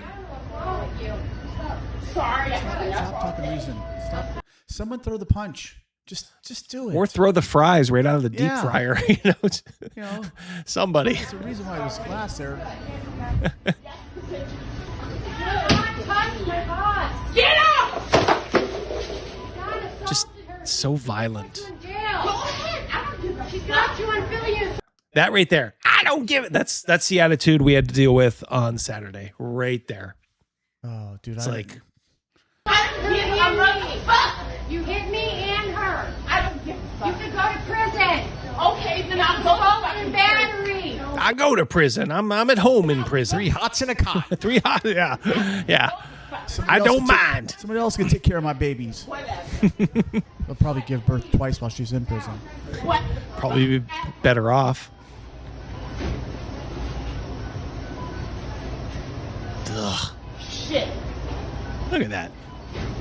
And the thing is, these people think because of Hollywood and all these fucking celebrities, these people walk around thinking like the world loves them. Everybody hates your fucking guts. As I've told you guys before, just look at like an NFL team photo. All these brothers. Take a look at what their wives. Like 8 out of 10 are white. Yeah. When you got money and you have options, and I don't blame them one bit, by the way. That's one thing I don't blame them at all. They don't want this shit either. They just think they have to settle for it, when they don't have the money to get out of this. So they have to marry somebody like this or, well, have a baby with them. The money to go for the gazelle, not the hippo. Yep. Salt and battery. Thank you, Toby. I'm enjoying my Toby button. Your name is Toby. It's my one drop I get to do. Surly. A little ass kicking goes along. Yes, it does. Yeah. She was way too comfortable putting her hands on someone else. Yes, and there's no consequence whatsoever right now. Mm-hmm. Let me help myself from my drink. Get some purple drink here. I mean, how like what creates a person that has the negative morality? Absolutely insane sense of no civility whatsoever. Like, I mean, it all started in the 60s. A great society. It's just the entitlement, you guys are special. You're still suffering from slavery. Giving them every excuse in the world to fail. So you can thank Lyndon Johnson and the rest of every politician who voted for that. They have no reason now to succeed because they have a political party that will just grieve with them and sympathize with them and tell them like, no, you're right for being a perpetual victim all the time. Ass kicking goes a long way. I think it was like in Russia. It's at a bar. Mm-hmm. And some girl, a blonde, is just screaming at her husband or partner or whatever. He smacks her and she goes fucking flying. Mm-hmm. It's like it reset her battery. Yeah. Hit the reset stood up switch and then just pushed her hair back behind her ears and shut her fucking mouth. Yeah. Look, Sean Connery was right. He said that, I think in a Barbara Walters interview, he's like, look, these women get hysterical and violent, it's like, just sometimes they need a little of the blush, as Rogan says occasionally. Little of the blush. That's not a endorsement of violence, but my God, when they're doing stuff like this, when they're like this, yes, you need to hit their reset switch. It's a societal reset. Yep. Oh.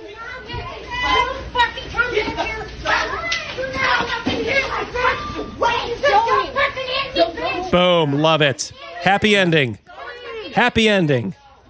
No, don't stop. Don't stop. Yeah. No. That's the thing too. I hate that. I see it in every one of these videos. Whenever like a white person's being threatened, boom, they get the upper hand, and then some guilty fucking white person steps in. Hold on. I want you to hurt them. You know, they're fragile creatures. Bullshit. Let her pound that bitch's head into the ground a little bit more. Hit them till you see stars floating around their heads. Yeah. Get out of here. Call the fucking cops. No one called them yet? Bitch. Call them. Yeah, you notice the demeanor change when she got her head pounded on the ground. But you know what? She's like 2 hours later, she'll be doing the same old buffoonery. She's not hitting my boys. Should have let that girl finish. Yeah, see? No, 2 hours, 2 minutes. Touch her. Put your bag down. Finally, the cops there. Good. What am I being arrested for? I didn't do nothing. I didn't do nothing. They messed up my order. Ugh.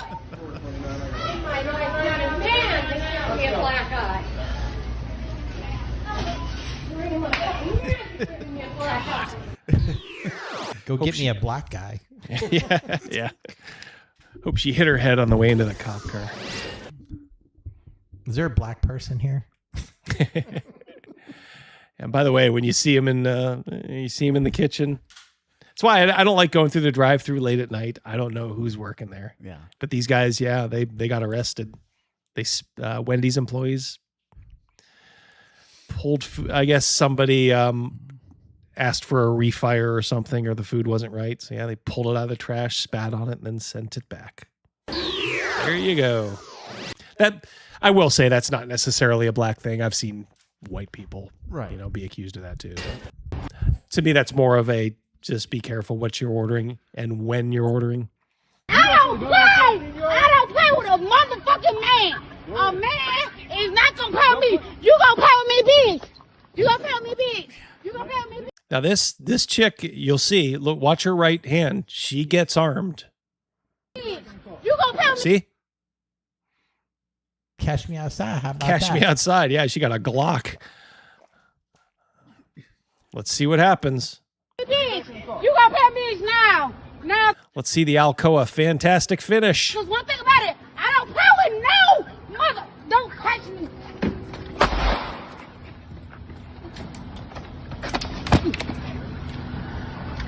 Out. Wish we could have seen it, but that's dangerous, man. You're trying to disarm her. You got this crazy sister like waving the gun around, and you got to disarm her. Now, I'm glad she's knocked the fuck out. But how much you bet that gun's legal? Yeah. Is that the bullet hole there? Oh. Is that the bullet hole? It might be. That might be. Yeah, police be here.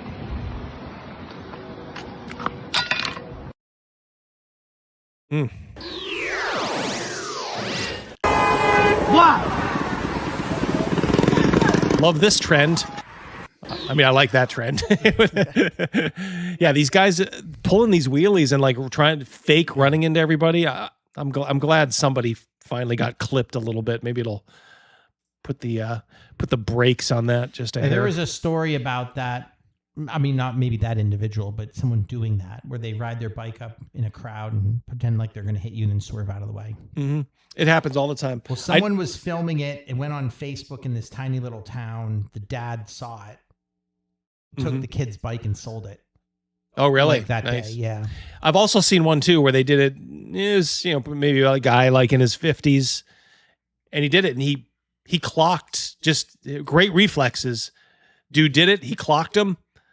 And the kid, of course, it was some teenage brother. He's like, "Why'd you do that? I'm just a 14-year-old kid." Immediately, I'm the victim. Who does that? I'm just a 14-year-old kid. Dude wasn't having it.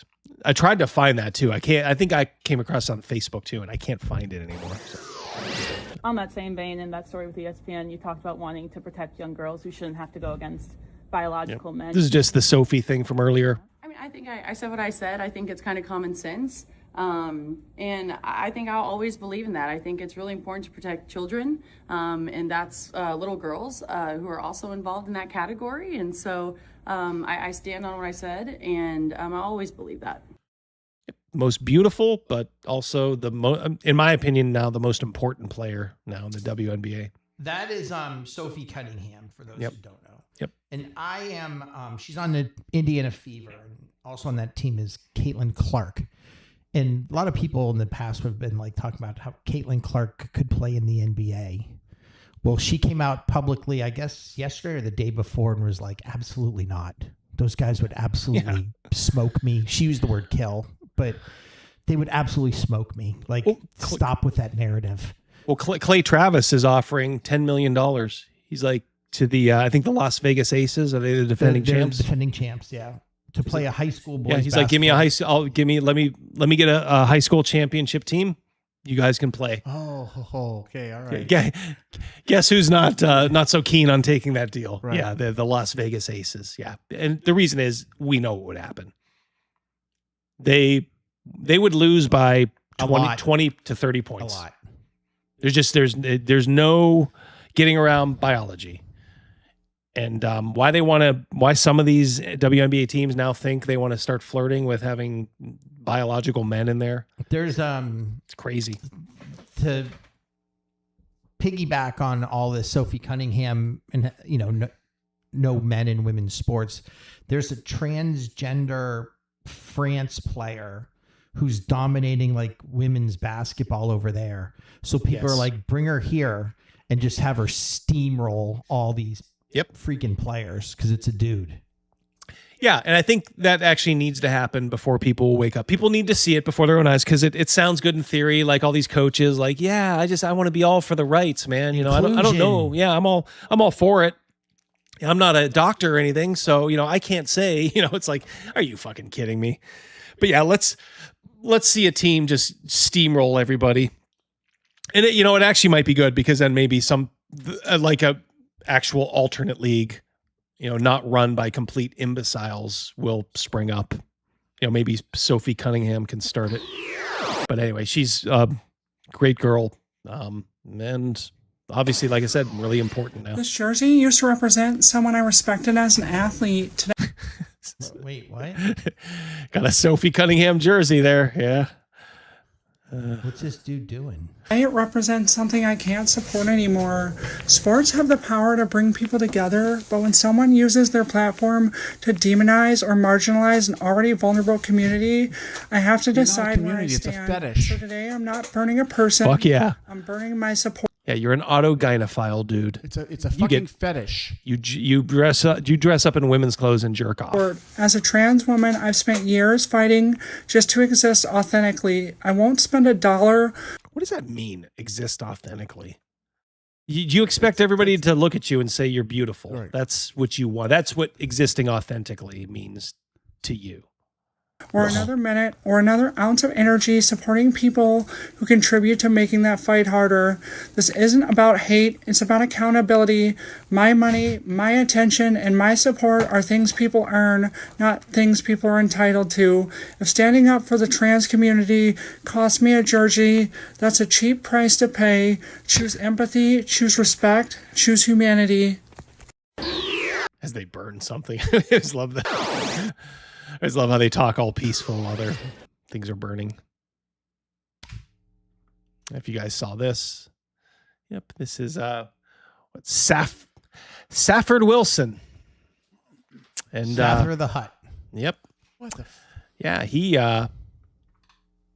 bashed his mother's head in with a hammer. Oh gosh. Killed her because trans people are not violent. They're beautiful little flowers. Trans women are women who aren't mentally ill, don't have autogynephilia. Of a woman. I thought you were talking about women's rights here. So this is Kelly J. Keene, aka the Posey Parker on X. Great woman, and you can see I like her tracksuit. Oh yeah. I figured you would definitely like that. Another great woman. She's kind of like J.K. Rowling, standing up. I love that she was standing up against trans, but now she's turned her eye to these Muslims, and it's so funny because this dude is like literally trying to defend the fact that Muhammad, the Prophet Muhammad, the great revered Prophet Muhammad. Yeah, the pedophile. The pedophile. Yeah, the guy who the guy who married a 6-year-old, but then consummated. He waited until she was 9 to consummate it. Come on. So, he couldn't read or write. Yeah. She was a girl. Well, according to 1400 years ago. No, that's bullshit. Yes, No. 1400 Why years wasn't ago everyone bullshit. marrying 9-year-olds? 1400 years ago Nobody was bullshit. marrying 9-year-olds except your little pervy prophet. And prove That's it. the only And person prove who's it. I marrying told you that's 6-year-olds. one opinion, and you're saying no. That's what Turkey believes. That's what you're coming with all your fans. Turkey believes. That's why your nation's called Turkey. Married a 9-year-old, See, you're and justifying I'm raping telling you, kids. I've It's okay, answered we you understand multiple why your times. community This rapes so doesn't- many girls this in this doesn't fit country. your script, Because you does think it? when she I started already her told you period, we don't she accept consents. that the prophet married a 9-year-old. And I told you, according to that view, she consented. She had undergone puberty. So that's it. When push comes to shove, that's what they'll say. She consented at 6. Yeah. Yeah. When Sophia Mouse and KG Mouse were 6. Let's see. Yeah. Their biggest concern was, did you put fruit snacks in my lunchbox? Mm-hmm. Yes. Yeah. But if they're born to the hell that is Islam, yeah, these people will prey on them. They are low IQ animals, like most of them. Not all of them, but I mean the whole religion is fucked. There's no defending the religion at all. And almost every practitioner, like 90%, 95%, are just animals, like animal IQ. There has not been, think of all the discoveries in the world, all the advances in science, medicine, the humanities, even warfare. Have you heard of any of those coming from an Islamic country in the last 500 years? Before Islam, yes. Yeah, before. Yeah, but not from no modern day Islamic country produces anything. They are the luckiest people in the world because so many of them just landed on an ocean of black gold oil, and all they can do is just get Westerners to design their buildings and then just build these palatial skyscrapers. Murder their neighbors because their neighbor didn't put diapers on their sheep because Yes. a sheep without a diaper on it influences young men to rape them. Oh yeah, yep. Fucking savages. Yeah, Cal, you get vest. Yeah, you get the old dynamite vest. They did invent the dynamite vest. Yeah, that is their contribution. Yeah. To the world in the last 100 years. That was a bang. Boom. That she hadn't gone through puberty, and she didn't consent. Well, for a start, you can't consent at 9, whether you started your period. I actually feel bad for a lot of Muslim women, I should say. I'm talking mostly about the men. I think a lot of the Muslim women are just trapped. They're told from an early age, if you leave the religion, you're going to die. Like, we're going to kill you. So they literally have no choice. So it's like a perpetual case of battered spouse syndrome. And Mrs. D has interviewed parents, for when she was a teacher. We have some Syrian population here that came over, and she would always say the women, they're always very nice, but the women always look like they're in fear. Like if they say something in front of their husband that he doesn't like, when they get home, he's gonna give her the old 1-2. Or not, you can't Based on what consent. standard? Based on the fact that she was a child, and I surely just told you she'd don't interrupt undergone me. puberty. Steady on now. Right, based on the And these women like her have so much courage. I see so many dudes just failing. In respect to both of them, no one's screaming. Yeah, but she gets death threats daily. I know, but right now they're having a civil conversation, and neither of them are raising their voice. And even though they're totally on a schism, it's fucking even. premise that children haven't really begun. Could be a lot worse. Yeah, that's for sure. She still had her toys when he married her. No, she didn't have toys. Yes, she did. It says that in your heading. What's the reference? And to be fair, like she got into one of these conversations a couple weeks ago. I don't think I called the video at all, but the guy said, "I'm going to kill you." he said, "I'm going to stab you." You don't even know. And to be fair, for once, the British police actually arrested one of these invaders. So then, whatever happened to him, I don't know. But You've come here without a reference. Yeah. You've got all this group of people. Darling, you haven't given me a I single would give you a reference. reference from the Beano. It's just as easily made up. I wouldn't give you a reference. I'm I asking don't for need to you give a you a reference. reference. That's I'm not made up. saying How about that giving me a I'm reference saying that that actually it is justifies very your point? likely in this country the majority of Muslims believe Tell she me, was no sick. evidence, darling. yeah, and that's a sad story, and you never want to see that. So yeah, I actually do have quite a lot of bit of sympathy and empathy for Muslim women. I think a lot of them would not.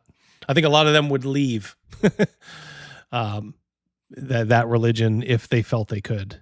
But you see what happens to them, for God's sakes, in like Afghanistan, where that's like the front lines, where they literally will have acid thrown in their face. They'll be.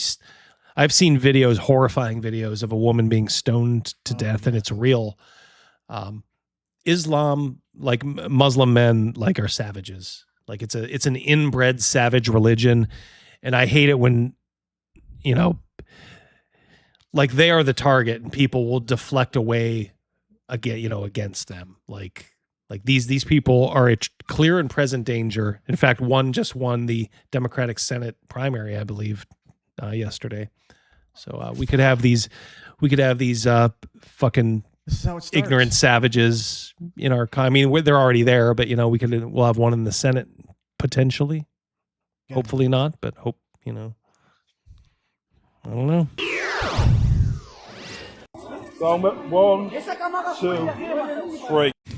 Sometimes you do have to do this. This is another Brit who's getting fed up with his country being invaded by these people. You know what I mean? Hey, why are you recording? Why are you recording? Google it. Nah, my Google mother. it. This is my... Here is allowed. Hey, mate, this Hey, is Mr. my... Listen to me, listen to me. Go on. Here is allowed. Go on. Here is allowed. This is my war memorial. So, here is allowed. I sit here. No one is here. Yeah, come near me. Here is allowed. You rest of you want to get near me too. Hey, rest of you want to get near me too. Hey, see it? Did you see it? Get closer. Know what I mean? This is our war memorial. No, this! Oh, no! Yep.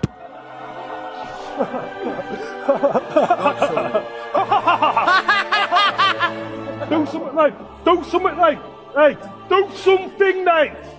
Play your little daft game and fuck off back to your hotel, you little dickheads. Know what I mean? All right, dude. That's how you get the war memorial fucking sorted out. I'm a motherfucker.